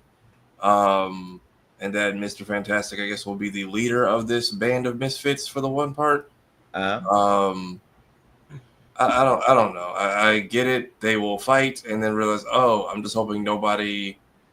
I don't know. Maybe we get AVX because somebody ends up getting taskmastered and there's no undoing that. Or Secret Wars pulls a crisis and we just get a fused planet with a rewritten history and everybody fits in somehow. Fair enough. Zombies was okay, but that ending though. Yeah. We'll see how that goes. Yeah. We'll see how that ending goes just because it was different. And it's not a finale. I will say about Zombies how they did that. It wasn't a finale, so I do like the fact that they left it where it is. Let's see. You want to talk about the real villain who's coming? Doom is the distraction. We all know Asbestos Lady is coming. Go ahead and try to breathe in her fury and watch her lungs collapse to the asbestos. Okay. Darwin will be brought back by Doom and show that he did in fact survive. Hey, look, if Eddie Gathecki wants to take that, check, I'm not mad at him. Right. I mean, if he wants to take that check, go for it. But like we said, let us know what you guys think. It could just, like I said, it's one big rumor mill until we actually see something concrete. But speaking of things that are concrete, Joe did cover this in the comic book pool about Batman and Deadpool, which again, great comic if you haven't seen it. It was actually pretty fun to read. We're actually getting Spider-Man and Superman coming up, as it will be the next Marvel DC crossover coming out. I'm kind of looking forward to this because, again, with Batman, Deadpool, that was fun. I can see a dynamic between Peter Parker and Superman, especially with the quips and one-liners. This will be coming out. Let's see. I completely forgot. Oh, March of next year. Sorry. So March of 2026 is when we'll actually get this. Real quick, fellas, is there anything bad we can say about this? Or are we just looking forward to it? I mean, this is what happened once before. Say what? Go ahead, Tafari. No, I was curious to see what they do with it. I guess Spidey would be Deadpool's polar opposite for this. Yeah. I'm seeing one-liners versus, Farm Boy. But what you said, Joe? Said they already did this before. Yeah. It's right there on the screen. Yeah, they did. This was the one back in 1976, right, for the 50th anniversary. So, yeah. I mean, I'm not against it because, again, not a lot of people know about that. So it's still going to be fun. There's a lot of crossovers that they showed in Batman Deadpool near the end, which I really want to see. So, yeah, I'm looking forward to this one when it comes out next year. Hopefully I can get one I can get sealed and graded. But, again, that's just me. Moving right along, Halo Studios has sat there and said, hey, we are going to basically have news at the Halo World Championship near the end of this month in October, which is basically an esports event for Halo. Let me say something about Halo, because, again, I as a Halo fan, I loved Halo from its inception. I loved 1 through 3. I loved ODST. 4 was okay. 5 was Infinite was like, y'all gave up trying. I will say this about 343, which now changed the name to Halo Studios. Whatever you're going to show on October 24th better be life altering. Because right now, as a Halo fan, I have almost 0 to nothing in faith in you guys. It's just like the Halo show, which was on Paramount. Now it's on Netflix. I'm sorry. I always want to see video games get television shows and movies. How they did that Halo was good and horrible, because there was plenty of lore, plenty of story, plenty of books out there, and yet the good folks at Paramount said, we're going to do our own thing. So, again, if you haven't seen Halo, you're welcome to see it on Netflix. I wouldn't recommend it unless you just want to be good and ticked off. But if Halo Studios is going to announce something, I can only assume it's going to be a new Halo game.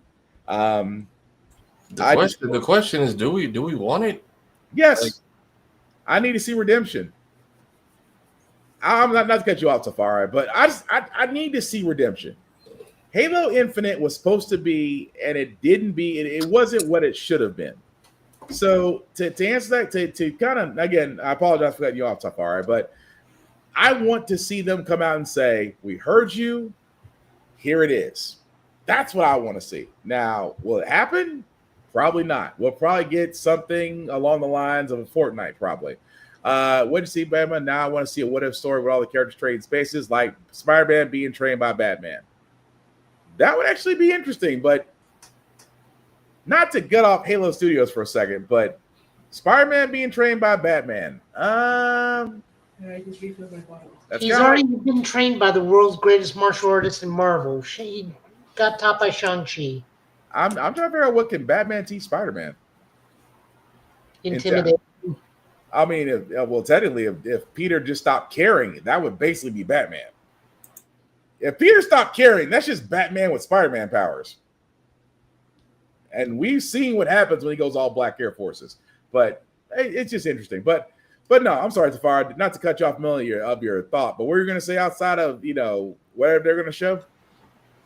No, I was just like, at this point, do we want them to just clean up Ultimate or just start over? Because that's where I'm at with some of these companies. Like, do we want you to just keep pulling a Call of Duty and we're just going to make another one anyway? If it sucks, it sucks. Or do we want you to at least try to make it playable? Like, can you bring it back from the dead like Cyberpunk did? Actually, I think the only thing they can do is start over. But not start over as far as a reboot, but start over as far as a new story. And maybe, and this is kind of a risk in saying this, maybe Halo has to start with a new character. Master Chief is still in the Halo universe, but I think the only way they could actually bring Halo back is you have to do a different story with a new character. And you have to introduce different mechanics. And you have to, and the story has to make sense. That's the only thing I can think of that could actually resurrect it. Because if you start off with Master Chief, then all you're doing is basically saying, hey, another Master Chief story. He's somewhere on the Outer Rim. Cortana, and again, the whole thing they did with Cortana in 4 and 5 was just, no, that should never freaking happen.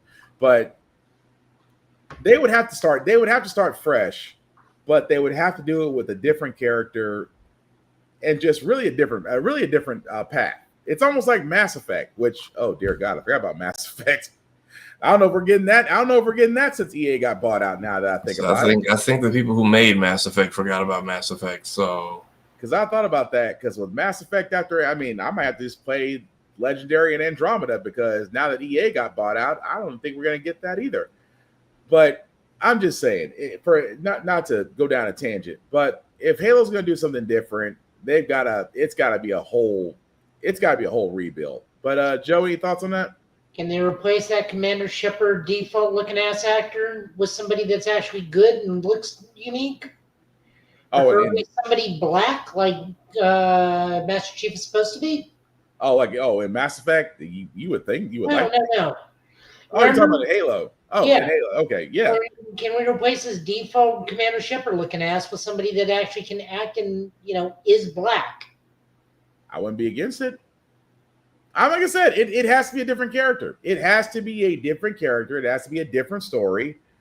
it doesn't have to be Cortana. It's just like we don't need to have the super soldier with the AI directed by AI. It doesn't have to be that. It could be something different, but it has to be different in order for it to survive. Is what I'm getting at. But like I said, that's just me as a Halo fan. You want me to come back? Give me something different. But like I said, but it depends on what they're showing at the Halo World Championships, October 24th. We just have to wait and see. But before we get to some other good news, especially for South of Midnight fans, PlayStation Plus did give us their lineup for October. If you do have PlayStation Plus, you will be able to get the following games. For Essential Games, you'll get Alan Wake 2, Cocoon, and Goat Simulator 3. Some people really do like playing Goat Simulator. It must be relaxing. I'm not knocking it. It's so fun, in fact, that they skipped Goat Simulator 2. They just went from 1 to 3. I was going to say, like, I'm not tripping on that, right? No, that is part of the joke. Went from 1 to 3. I'm not knocking it. Some people love it. I leave it alone. If you do have PlayStation Plus Extra Premium, you get The Last of Us Part 2. That'll be available September 26th. And then to the Classics catalog, Tekken 3, Soul Calibur 3, and Tomb Raider Anniversary. Alan Wake, I will say this. If you've never played Alan Wake, if you like survival horror, more sensory than anything else, it is up your alley. I've played Alan Wake 2. It is fun. It is scary. I'm going to call myself a punk because I didn't play that game with the lights off. I had the lights on, and I made sure that I watched some Big Bang Theory after that to do a mental cleanser. That's how scary that freaking game is. Not as scary as Silent Hill F, which Geek by Heart is playing right now. And again, check out her stream because she's playing Silent Hill F right now. There's some moments she had to stop, and I'm not blaming her. But that's neither here nor there. But for the PlayStation Plus catalog, guys, that's what you get. Overall, it's not bad. Again, if you're a Goat Simulator fan, it's not bad. Alan Wake 2, would highly recommend it. The Last of Us Part 2, if you haven't played it or haven't watched the series on HBO, go for it. Tekken 3 is always fun. Soul Calibur 3, that was actually a pretty good one.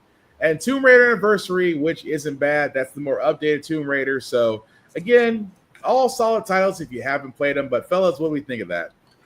It's not a bad catalog. At this point, I think playing Last of Us is going to be like a prerequisite for certain PlayStation games because did y'all not make enough money? Like, did enough people not play the game and watch the show? Like, we get it. It's a flagship title. Right. So was Nathan Drake at one time. Y'all got to make another Uncharted movie? Like, y'all have other properties. We get it. Like, it is. It does even get Last of Us 3. They're going to give us Remaster of Us Part 7. Oh, yeah, they're going to drag that out. Although another Uncharted movie would make sense, but, they're going to stick with Tom and Mark Wahlberg, who, he was an okay Sonny. But, again, that's neither here nor there. But, Joe, any thoughts on the PlayStation Plus October catalog update? I get to try, whatchamacallit, Alan Wake 2. That'll be fun. It looked interesting at the very least. Oh, it's definitely fun. It's just, like I said, I'm too much of a scaredy cat. I don't play that in the dark. How much Steve Guttenberg is in Cocoon? That's really what I really want to know. How much Steve Guttenberg is in Cocoon? That I do not know. If you don't get that joke, you're not from the 80s. I'm sorry, I can't help you. Well, we are a little. Well, we got to think, for me and you, Joe, and for Mr. Fury, we know Cocoon. Safari, not to call you out in your young age, sir, but have you ever seen the movie Cocoon? I have not. Okay. So, elderly people swim in magical alien pool, become young. So 17 again with Tia and Tamara. Yes. Except one didn't become horribly right-wing, which I still find that so odd. Well, I mean, they were in alien. They were just taking baths in unknown alien substances and was just completely fine about it. Also, Wilford Brimley's in it. Yeah. So anyway, homework, kids, if you've never seen Cocoon. But yeah, interesting. But the good news we did want to get to, guys, is that for South of Midnight, this got, and help me out here, Tafari, did this get announced today as far as this one? So they got two nominations for the Golden Joysticks, which I believe is a UK-based game award show. Mm-hmm. Yes.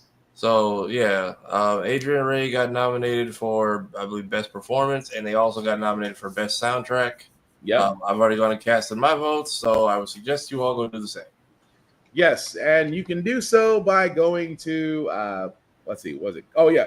So you can go to gamesradar.com/Golden Joystick Awards and you'll be able to cast your vote. Again, South of Midnight, I've played it. Tafara's played it. Kira at Roomful of Blurs has played it. Geek by Heart has played it. I don't think anybody had anything bad to say about this game outside of, there were some buggy issues with gameplay, but the story was solid. The soundtrack was awesome. And of course, Miss Ray, basically as the lead actor in South of Midnight, as Hazel in South of Midnight, was freaking great. So definitely congratulations for being nominated. Hopefully, guys, if you got a chance, go to the Golden Stick Awards and actually vote for her because, yeah, South of Midnight deserves accolades for what they were able to do with that game. And again, this was by an indie company that developed this game. So again, all great things. What do you say, Bama? Wait, which one went right wing? In Cocoon? All of them. No. He was talking about the twins. Okay. Sorry. The one who is hey man, look, I need both of them to stop, honestly. Like I need both phones to be taken. Go make Twitches 3. Yeah. Twitches 3, y'all are grown. Hallie and Chloe are your twin cousin daughters. Like just give them like Legos, Bionicles, Mega Blocks, anything to keep them off the internet at this point. Right. But yeah, we have and the competition, by the way, Golden Joystick Awards Best Soundtrack. And I don't get certain horror games getting added in here where it's mostly just ambiance. Like you have Silent Hill F, Eric's Home, The Stolen Dream, South of Midnight, Sword of the Sea, Claire Obscure Expedition 33. Ooh. And then as far as they're back to back. So Best Lead Performer, Adrian Ray as Hazel, Tom McKay as Henry in Kingdom Come Deliverance 2, Alex Jordan in The Altars, Jennifer English in Claire Obscure Expedition, Troy Baker in Indiana Jones, and then Erika Ishii in Ghost of Yote, which I'm like, the game just came out. That's between Ghost of Yote and the other game, Claire Obscure Expedition 3, I can understand. It's been out for a while, but Ghost of Yote, I'm like, you guys just went live less than 8 hours ago. That's my whole thing with Call of Duty. Like they're dropping like on the 14th of next month, which is like the cutoff to get in the Game Awards. So it's like there's nobody to vouch for your game because all the people who had Game Pass don't anymore, and they're probably not gonna play it. Pretty much, but again, please vote the Golden Joystick Awards. I think because that game and that actor do deserve all the accolades that come to them. So we are going to go and move on to television reviews. Start with the obvious, the Peacemaker one. If you haven't seen Peacemaker, especially the most up-to-date episode, because we're not too far off from having the season finale for season 2. So this is episode 7. We are going to go into direct detail. If you have not seen it and do not want to get spoiled, you might want to mute us for a few minutes. That's all I'm saying. But fellas, I'm going around the room. What do we think of the latest episode of Peacemaker? How do you get triple word score in Borgle? Well, technically he did have, what was it, bubbles or something word next to it on top of something else? I think it was bubbles, and then it was, anyway. But go ahead, Joe. It was fine. I like that they explained pretty much everything from this world, and the big twist, which I didn't see as a twist coming, is that naturally the dad was like one of the good guys in the grand scheme of things. Yeah. And more than likely the person funding the Sons of Liberty. I don't think they said that explicitly, but I kind of had a feeling in the grand scheme of things. Because naturally he even goes like, no, I ran into myself, and he was not a good man. Right. I think that's like the polarizing part of the episode. Like Nazi Dad is describing our real world's dad the way we have been describing the world, this alternate reality this whole time. Like, yeah, he's clearly me, but there's clearly a darker and eviler side to him, and I didn't like what I saw. And I'm like, that's kind of everyone's. I'm like, that's the good thing about James's writing, and then it gets all just undone in like 5 seconds after that. I wonder if that was a wake up. I wonder if they were the same and he got to see himself like that, and that was a wake up call. It's like, oh, I need to be better. Because he said it was a few years ago, so I'm like, I wonder how long ago that was. And I'm like, also, because at one point I was like, couldn't you just? Why did we go scorched earth and make it so dramatic on the exit versus just, hey, ultra-dimensional shit, pull rank and leave? And then I realized, okay, so the portal is a secret everywhere. Like nobody in any dimension is supposed to know that they have this. Apparently, we still don't know who this belongs to or who's getting shot in every universe that we steal this thing from. Right. But and then Argus is gonna go tinker with the next episode and get a bunch of innocent people killed, clearly. Yep. Although I will say this, Vigilante, yes, you are right. At the same time, the whole dynamic between Peacemaker and the fact of, realizing that, like you said before, that the dad of that universe, even though it's Earth X, even though it's Nazis, and he's like, I don't agree with them. I don't agree with half the things doing. So that's why I go after monsters. I go after things I can take down. And then Vigilante doing what Vigilante does best, messes up everything. Yeah, no, I'm not like all jokes aside. If Adrian doesn't get like fully cussed out and like damn near alienated by his friends at the next episode, like I get what he was doing, but there's no way I want them to just brush that off like, oh, that's just Vigil. No, that was beyond fucking stupid. And I get it. We needed to move the plot along, but like we had 2 chances for a smooth exit, and you were the reason that like we potentially created a new White Dragon. Yeah, and then got what I would call one of John Cena's best performances. Because at first I was like, well, that was like super childish, but I'm like, but that's basically what he turned into again, was a child losing his losing his brother for a second time. And at that point when he's screaming, get off of him, I'm like, you all could have figured this out in real time. Like you didn't want dad to go through that. Why are y'all doing this to the brother? Like restrain him, close the door, go home. Why are we doing the double shivs in the like what part of y'all? It's bad enough you're trying to bring Chris back, like and clearly he's fighting leaving. Why are y'all making him witness this trauma shit a second time? Pretty much. Although I will say at the beginning though, when again this was also pointed out on Blurred's Eye View, Kira was the first person to say it, so I always would give her credit for this. Hardcore sat there was like, how did you not know this was a Nazi world? Literally the flag, the mural, it's like, how did you miss all of this? He's like, I wasn't paying attention. Look at the book. You think I get this buff reading books? And I was like, you know what? This lets me know how observant James Gunn really is when it comes to his characters and stories. Because even with ads running from, well, let's be honest, Nazis, and getting saved by Judo Master of all people, and they having a moment to where Judo Master's like, look, in this world we need to stick together because they're going to put us in camps. And I will say this before I go back in room and wrap this up. James Gunn actually asked the actress who played ads. He asked her, for this scene, are you comfortable with it? And of course, she said she was. Not only is James Gunn also an incredible writer, but think about that for a second. People online, when he sat there and said that during his podcast, was like, yeah, I had asked her how she felt about it. I didn't want to do anything she was uncomfortable with.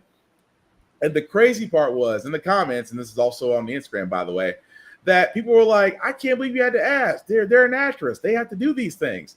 And you got to think, you're telling a story about an Earth that is basically a Nazi Earth, that a black person is being chased.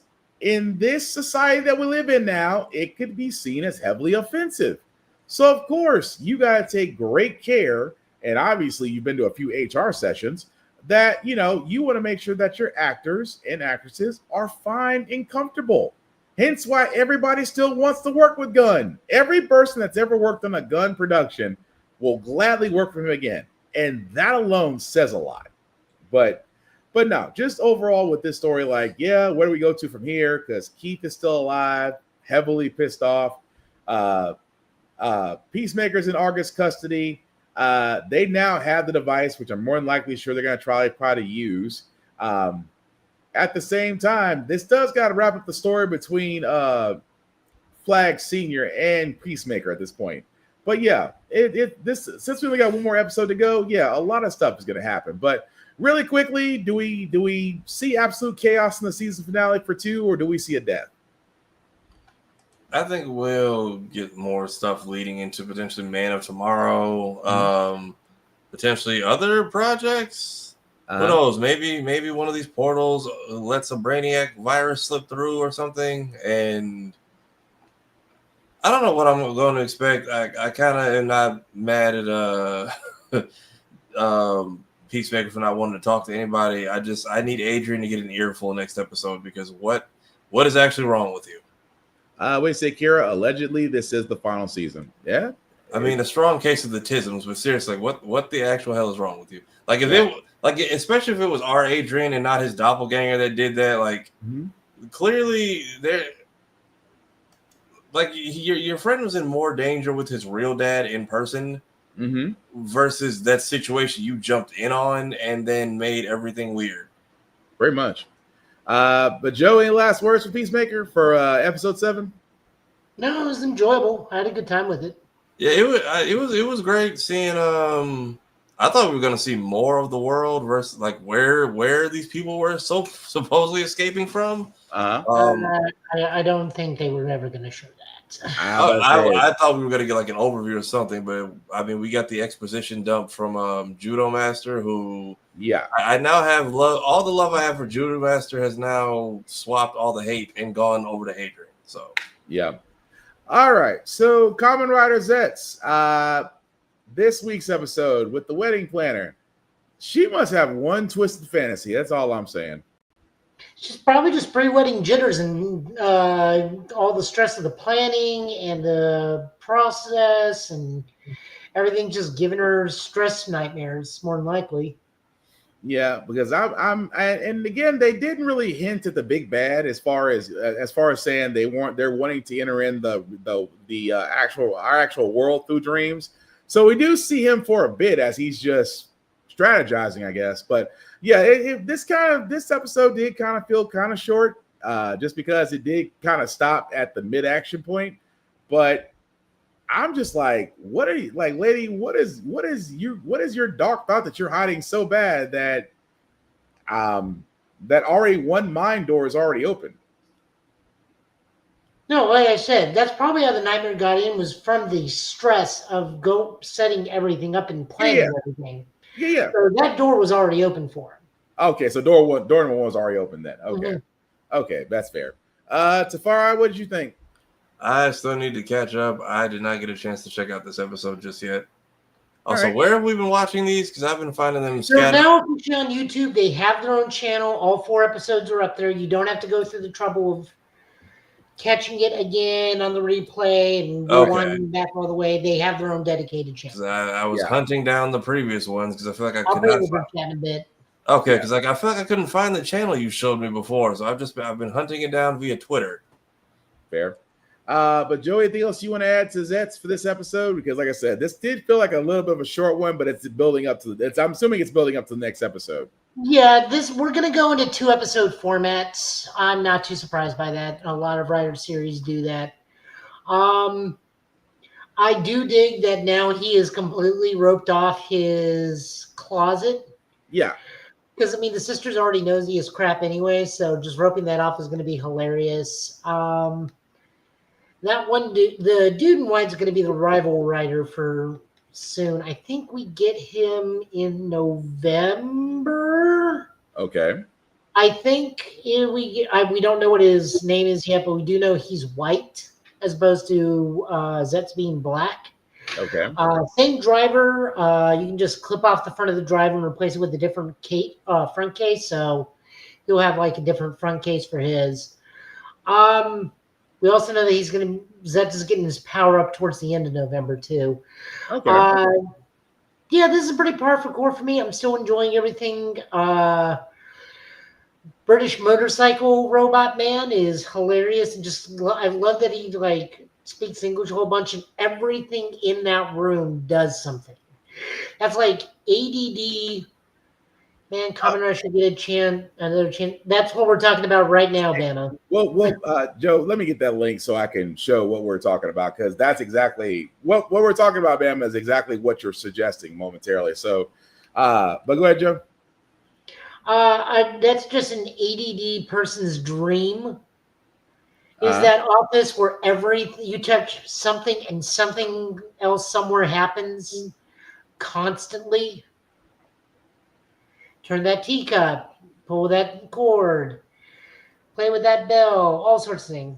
Now Yeah. that power seems to be going back to Mighty Morphin. I have no idea what that means. Hang on, because this is alive. So this is what we're talking about, Bama. Just so you know. So this is actually from the Tokishu YouTube page. This is actually Kamen Rider Zets that's going on. That's actually showing right now. I'm muting it just in case they might feel a certain way. But this is basically the one that's help me out here, Joe. That's simultaneously live streamed every Saturday night. So this is getting a US simulcast premiere. Yeah. So definitely check it out. Like I said before, this is actually on YouTube, so you actually can watch this. It's got, like Joe said, it's 4 episodes already. But yeah, it is pretty fun. We said, I know what you're talking about. Oh yeah, but yeah, that's what we're talking about, man. This right here. So again, this is coming out. It's another second chance in the US. Yeah. So you should definitely third chance. Yeah. So you should definitely check it out, because it's pretty interesting. I will say this, it's kind of been a while. It's been a while since I caught this, but yeah, it is pretty interesting about the show. Cut the video. Yeah. So yeah, let me stop before they come after us. But let me stop before they get mad at us. So yeah, but again, definitely check it out. It's worth watching. But yeah, outside of that, Gen V. Good Lord. How can we start with the kids are not all right? Cypher is a smart son of a bitch. I'll give him that. But these kids constantly get caught doing the dumbest stuff. Like, okay, at the beginning of this, also, Sister Sage did show up. So we do know Sister Sage and Cypher are basically using Old Girl as a weapon against Homelander. That is fairly obvious because, again, if you haven't been watching The Boys, where they wound up in the last season and where the next season, the final season, is pretty much the overall showdown, as Homelander and an army full of soups are basically just, impending their rule. So what I got from this, and again, spoiler territory out of this episode, that these kids just keep getting caught because they can't outsmart Cypher. Cypher and the person that looks like a Krispy Kreme donut at this point, I'm thinking that's the original Dr. Goff. That's Godolkin, and Cypher is a walking puppet, hence why he doesn't respond to pain of any kind, and why Sage had to look him in the eye for that entire scene, because why? Right. Oh, Sage figured it out. Sage figured it out the moment she was busy.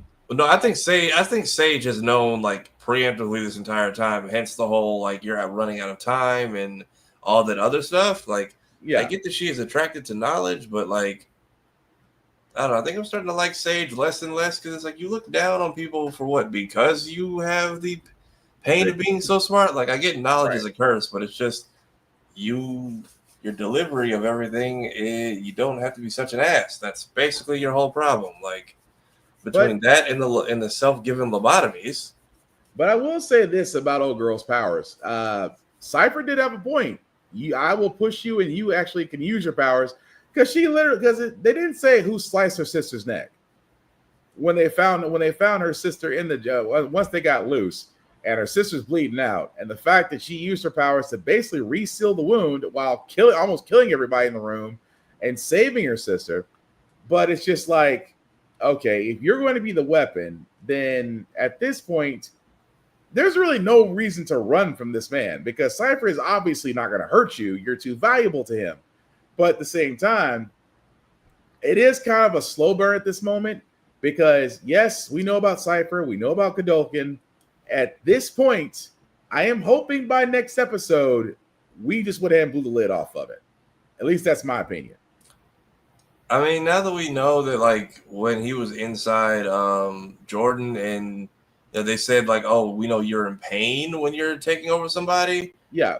But it also, because, like, he's got, like, permanent 360, like, Byakugan vision. So, like, how are you just aware of everything all the time? That's the part that's not making any sense. V or not, how the fuck do you know every damn thing?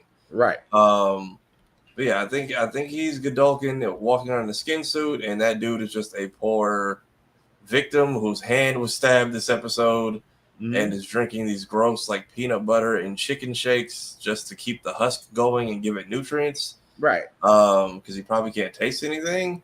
But the whole prison, I'm just like, did y'all know, y'all knew it was a trap coming in here, but at the same time, y'all still got that easy. Right. But then they kind of lived up to the episode title, because the kids aren't okay, because we find out, well, what is the crazy boy's name? Sam. So yeah, we find out Sam's not crazy because of the V. We find out that his mom's entire side of the family has mental health issues. Right. We know our main girl is Project Odessa used to cut herself, not for her powers, but just out of, like, self-harm. Yep. Our other girl was vomiting at one point, and then because Marie was it's kind of weird. Marie was a cutter. Emma was a she had bulimia, and then you had and then our shapeshifter, our gender transformer person was Jordan dealt with a lot. I don't know why I can't remember anyone's names tonight. Jordan dealt with a lot of, like, identity issues, and always like her problem was, like, always feeling like, what if I can't control it? And then that was taken from them. So the kids are not okay. This is very much attacking everyone's personal and mental issues versus just their powers. But I ain't gonna lie, I didn't expect Kate to get it that rough when she got thrown into the prison. Man. Because the fact they put her through the whole strip search and all that, and then the inhibitor collars, which I guess just exist in everywhere in superhero worlds, because the X-Men got them, the Raft has them, Gen V has them, the world of DC has them. I know, especially all over Young Justice. Yep. So I guess no one's really patented those yet. But it was a good episode. I'm curious to see why her powers hurt other people when she has to heal someone. I'm also curious to who they're going to try to either bring back or use her to. I know they're going to try to use her to fix up the burnt corpse. But I'm curious if she can bring anyone back, or does it require more brain power from the other people? Like, could she bring back? Who was the other bloodbending lady? Trying to remember who you're talking about. The one Butcher killed. Shoot. I forgot her name that fast. I know you're talking about in The Boys, but I forgot her name that fast. Damn. What was that, season 2? She was in season 1, but she was the one who was also kind of shown, because she's in The Boy, or season 4 of The Boys, and Newman, I think. Oh, Head Popper. Yeah, Newman. Because I'm like, could they use her powers to bring back Newman? Or could she potentially get rid of the tumor and give Butcher control of his body again? I mean, it's possible. I mean, with her, but like I said, with her abilities and the fact her bloodbending abilities, that does kind of say a lot. So it does make you wonder. But yeah, to overall it though, I mean, The Kids Are Not All Right was a good episode. Again, Gen V is not too far off from its season finale. And again, The Boys is going to be waiting on the other end for the final season. So the next couple of episodes should be definitely interesting about that. But how many do we have? 8 this season? Yeah. I want to say 8. But I could be wrong. Because I think the last season was 8. Yep, it's 8. Okay. So they're sticking with the number. It's still 8. But again, we'll keep up with that, and also let us know what you guys think. Like I said, we didn't really have a lot because of the fact that Alien Earth did wrap up its season, and of course we don't have Peacemaker will be wrapping up theirs next week. So yeah, with fall TV coming up, we'll definitely try to catch that. But before we do get to comics, guys, and call tonight, any anime reviews or updates we want to give? No, I think everything is. I need to catch up with Kaiju number 8. I know apparently we are. I don't know how close we are to the manga, but I know we're moving to this section where I guess it is now. Are we either going to kill these numbered kaiju, or can they reclaim the weapons that the numbered kaiju were turned into? Seems to be the thing. So I know we're in this thing where they've split up like our big guns. That's where 9 comes in. 9 is basically trying to reclaim them back. So 9 has this grand scheme of basically reclaiming all the kaiju that have been caught by the Defense Force. So now that you have, I think old boy has 6, and the girl has her mother's, which I think was 2, and the girl with the machine gun, I think she has 4. So yeah, the way the episode went, they wound up running into things that were designed to fight them. So and the fact that now Kaiju number 8 has actually re-entered again, even though his ability is kind of questionable because he may not be able to turn back human once going Kaiju. So it'll be interesting. But from where it stands on that one, that was pretty good. Gachi Yakuta, solid episodes on that one if you haven't seen it. Sakamoto Days, they're kind of at a holding point. There was not a new episode this week after they got past the exam. Rise of the Shield Hero was pretty good. Windbreaker finally caught up to where I think it's at its season finale for right now. Dr. Stone still with the Americans. Jesus. They just wanted some corn, but no, you can get capped instead. Right. But that's all the anime updates I have on my end. Joe, did you have any anime updates before we go to comics? No, all hell breaks loose tomorrow. So I just looked to see if there was anything I wanted to watch this week, and there's not. All my stuff ended last week. Gotcha. Okay. Well, again, that's just a slice of the animes that we go through, guys. If you are watching some, or you just want to suggest some, or just put out there that what you like, feel free. We definitely want to take notes and go from there. But with that being said, we are going to go into our comic book reviews. Before we actually do that, we do want to show love to Rick's Comic City, Nashville's #1 go-to place for comic book stores, for comic books, for mangas, pop, Funko things, you name it, they have it. 2 locations, Nashville and Clarksville, Tennessee, of course, rickscomiccity.com. You'll see us on their mugs, which, again, our show shows on their televisions regularly. So go in there and let them know we sent you. It doesn't get you any discounts, but, again, they show us love, so we want to show them love. And, of course, if you are not in the Middle Tennessee area, guys, please support your local libraries, support your local comic books, support your local comic book stores, support your indie, and support your indie artists, because, trust me, you will miss it when everything gets bought up. So, Joe, I do see that you do have the comics books up, sir, so whenever you're ready. Yep, first off, we got Absolute Evil. I am unsure if this is the start of a crossover event or something, but written by Al Ewing, art by Giuseppe Caroncoli and Stefano Nessi, colors by Romano Fernando Jr. This is just pretty much like the main bad guys of different Absolute the Absolute universe, right? Together. Yeah. What?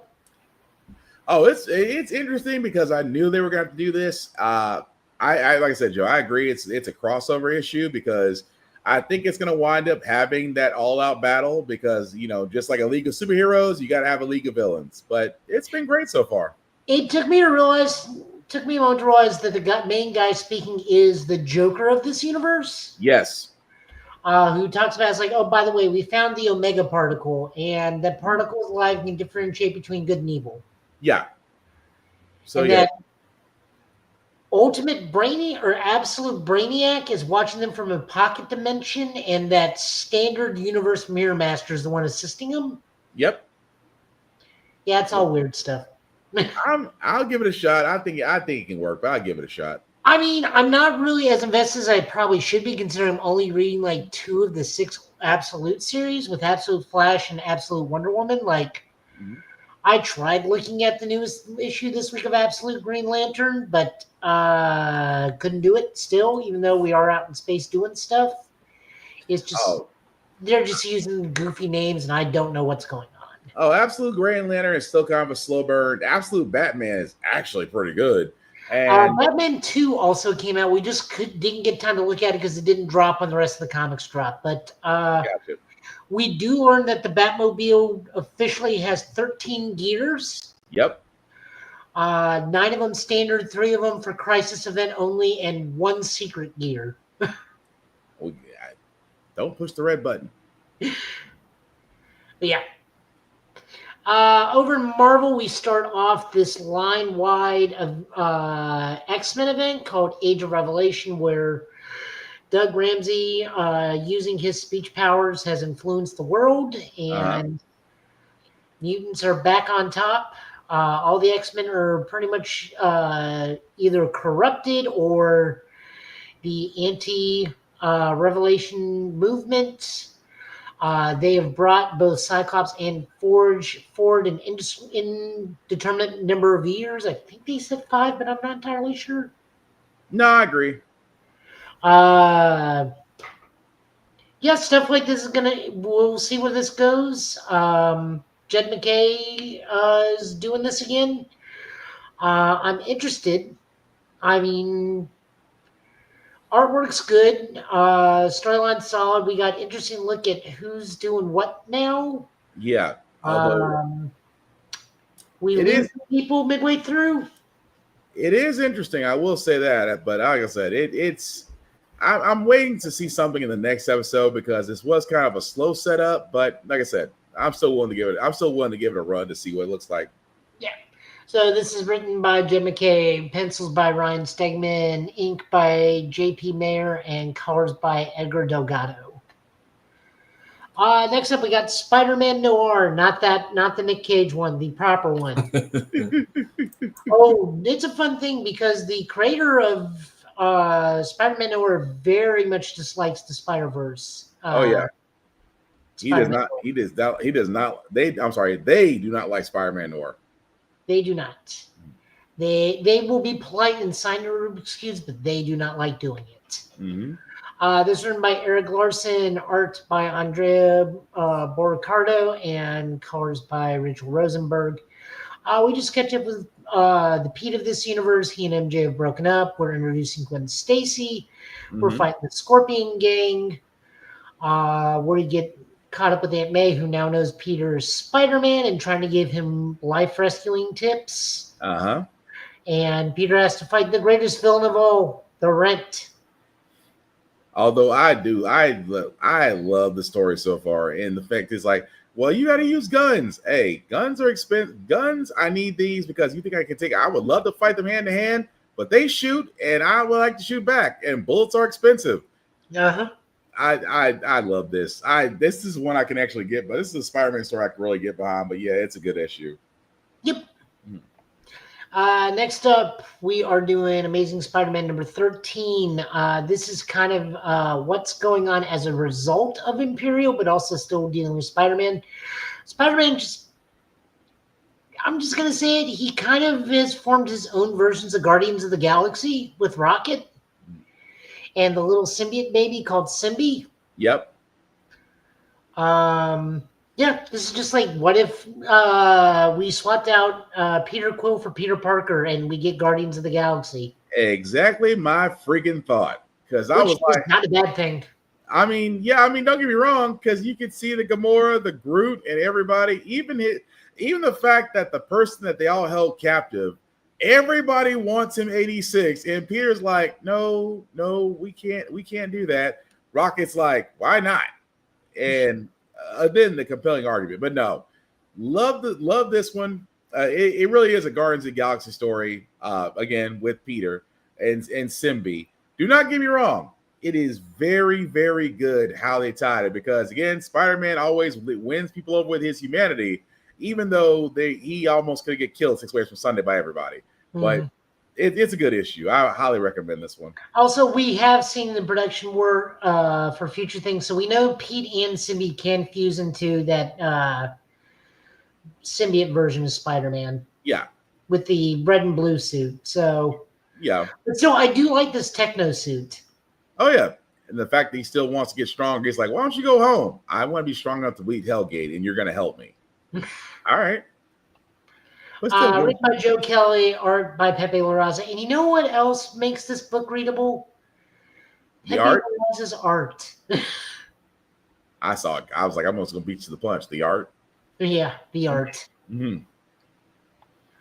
Moving on over, we got Starship Godzilla. This is written by Chris Googe, art by Oliver Ono, designer Brian Kulick.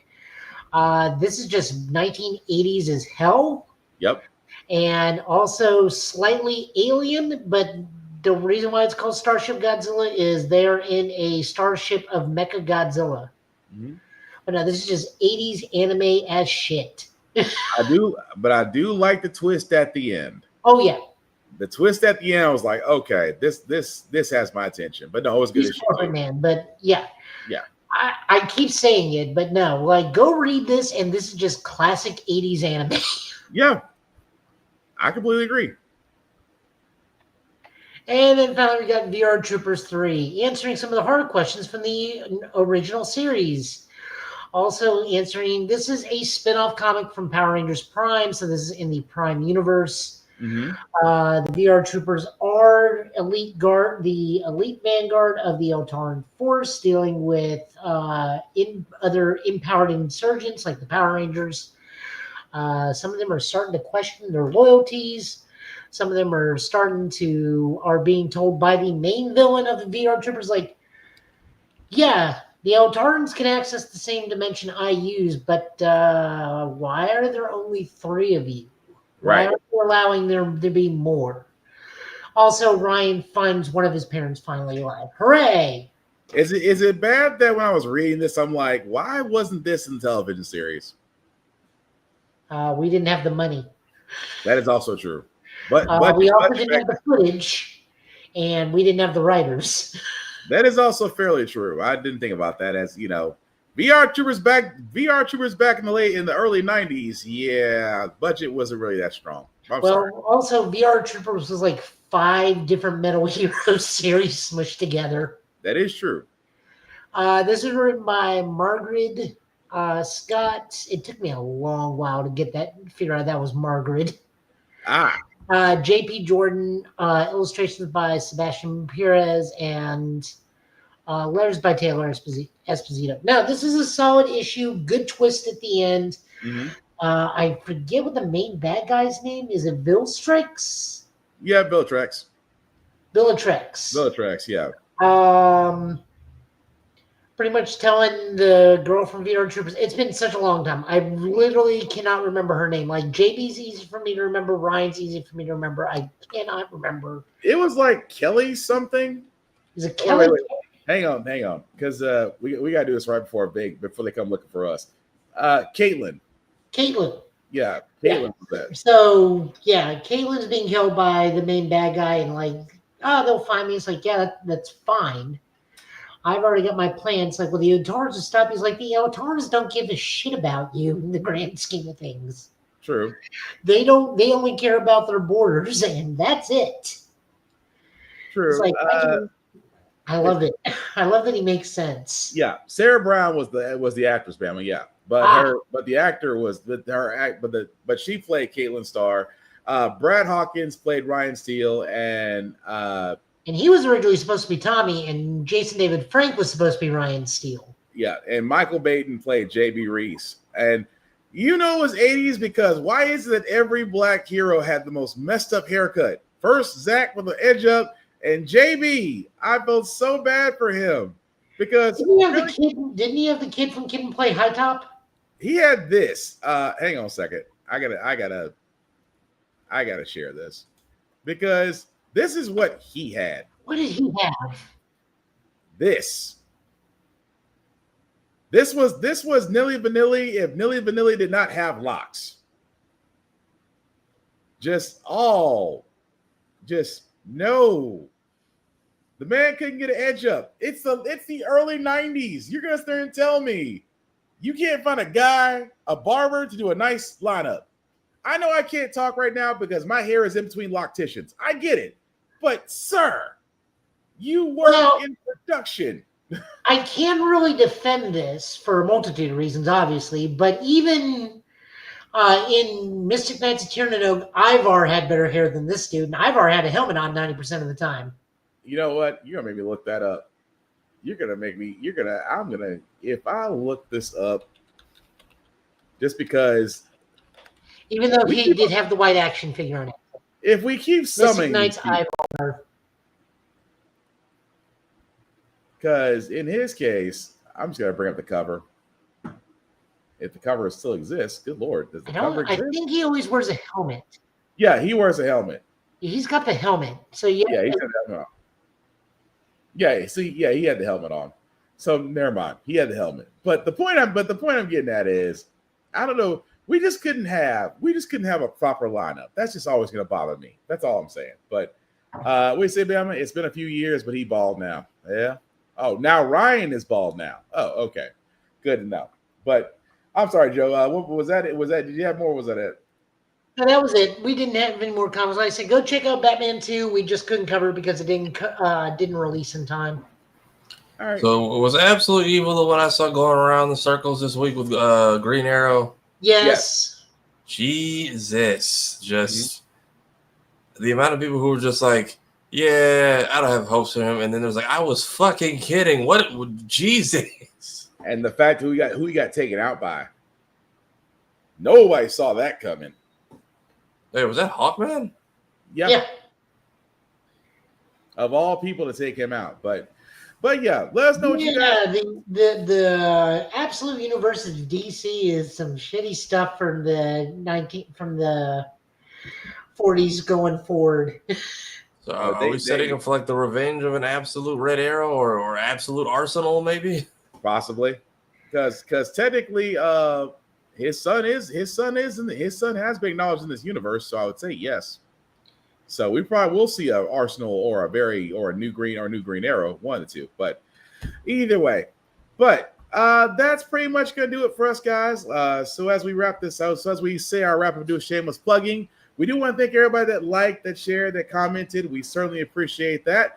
So I will go around to the bin, first starting with the man, the myth, the legend, Tafari, who is anywhere and everywhere, sir. But where can they find you and what you up to? Anywhere but asleep. So got to unbox some cool stuff. Got a shipment from my friends down at Gamers Inc. Orlando this week. Again, thank you to everybody who has been putting in on these streams. I now have Sonic Crossworlds, which I'll be trying to get into more often. Nice. More so just on Twitch, so it doesn't put the YouTube down. Working on a new video for Monday with all the gaming stuff, but I've had to rewrite it like 5 different damn times. Did the stream for Ultimate Spider-Man last week. I did Toby's Spider-Man today, the Green Goblin story mode, and then running through this month, I'll be going through Little Nightmares 1 and 2 before my Game Pass expires. Sonic Unleashed, Kingdom Hearts 2.8, and then we started the Telltale Batman series this week.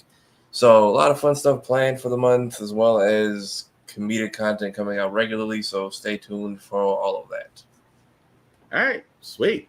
Joe, also a very busy man. Well, let people know where you are and where they can find you and what you're up to, sir. I'm streaming Alien Incursion and Digimon Time Stranger. I may be streaming more Time Stranger than I am Alien. I'm over at Middle Tennessee Gaming Thursday nights, Fridays, and Saturdays, and Sunday nights, so you can come see me there. We do Magic, Sorcery, Cardfight Vanguard, Cell Pokemon, and now Flesh and Blood, which is a thing that I had to buy a deck for, but that's okay. I'll try any card game once, as long as it's got like something cyberpunk or something get my attention. So, plus the deck was like under $30, so I can't argue that. Nice. Other than that, work just has me working. Sleep is a thing that's been happening more often because I went and got vaccinated. You should too. The flu shot whammied me to the point where I called out, still went into work because I felt bad. And of course, I'm right across the street from my job. Mm-hmm. So I went in, stayed long enough for everybody to show up, then pieced out, then was asleep for another 5 hours despite having 9 hours of sleep. Jesus. I went to bed at 10, got up at 6, went to work, worked from 7 to 9:30, came back home, passed out at 9:30, woke up at 2 in the afternoon. Jesus. Well, No, he didn't have anything to do with it. Like 2 steps down and 1 step over. That's me. He's got plenty of sleep. Oh yeah. Like I said, go to Middle Tennessee Gaming, come say hi, buy some Pokemon, buy some Magic. We have Popper, we have retro games now. I've been showing Tafara all sorts of fun stuff we got. By the way, Black got sold. Or no, Soul Silver or Heart Gold got sold, but we still have Pokemon Conquest. Wait, was it like original gold or heart gold? Heart Gold. Okay, I'm looking for like OG gold because when I can't do so much. Okay, because that's what I was looking. Because I have heart gold. That's one I have held on to. We still do have one of the rarest Pokemon games ever made. That's Pokemon Conquest. I keep forgetting. That's the one where it's crossover with Nobunaga's Ambition, so it's a Pokemon tactics game. Oh yeah.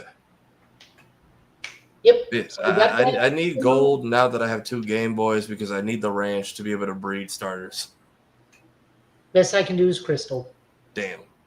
Actually, how much is Crystal? I'll look tomorrow. Cool, because I just need a Gen 2 game at this point.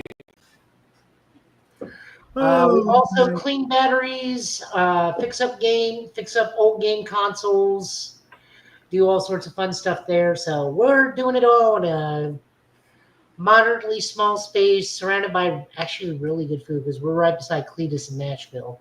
Oh, nice. So yeah, that's everything I'm doing. Like I said, a ton. I'm doing a ton. Sweet.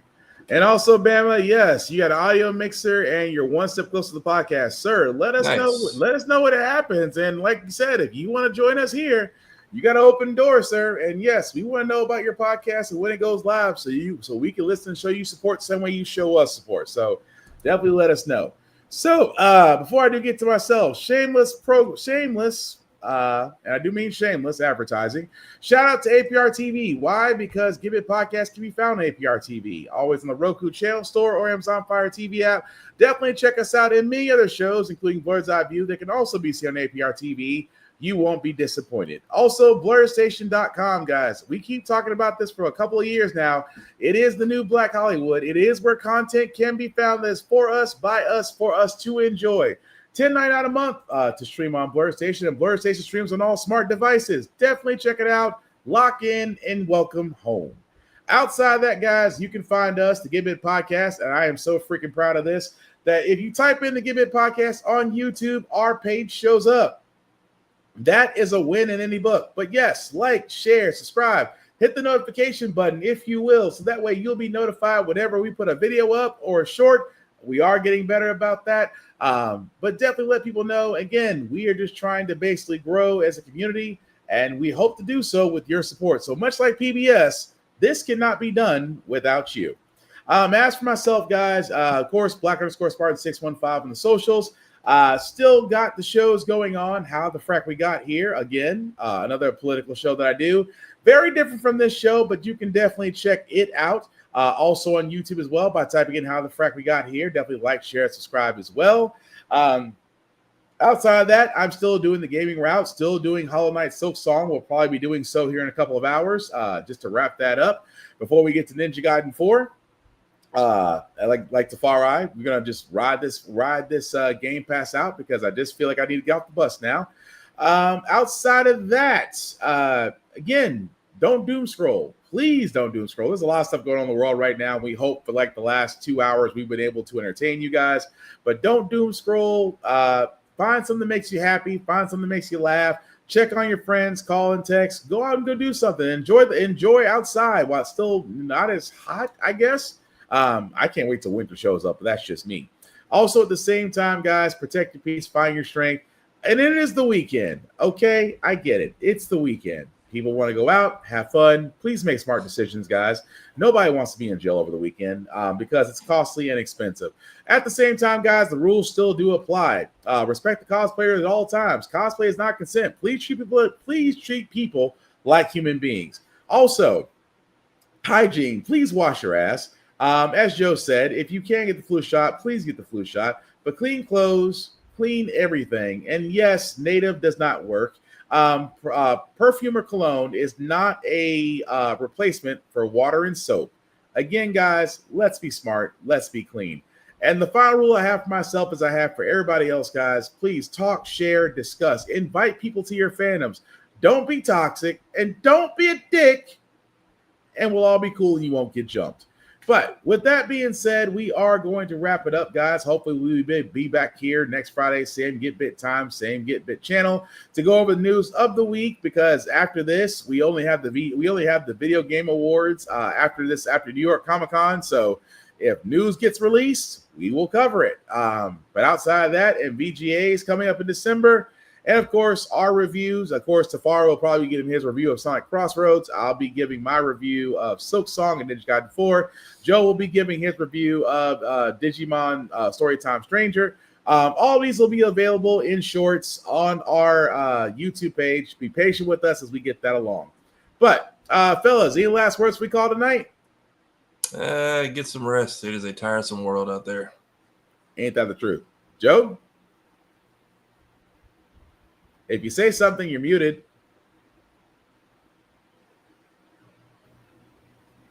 Yes.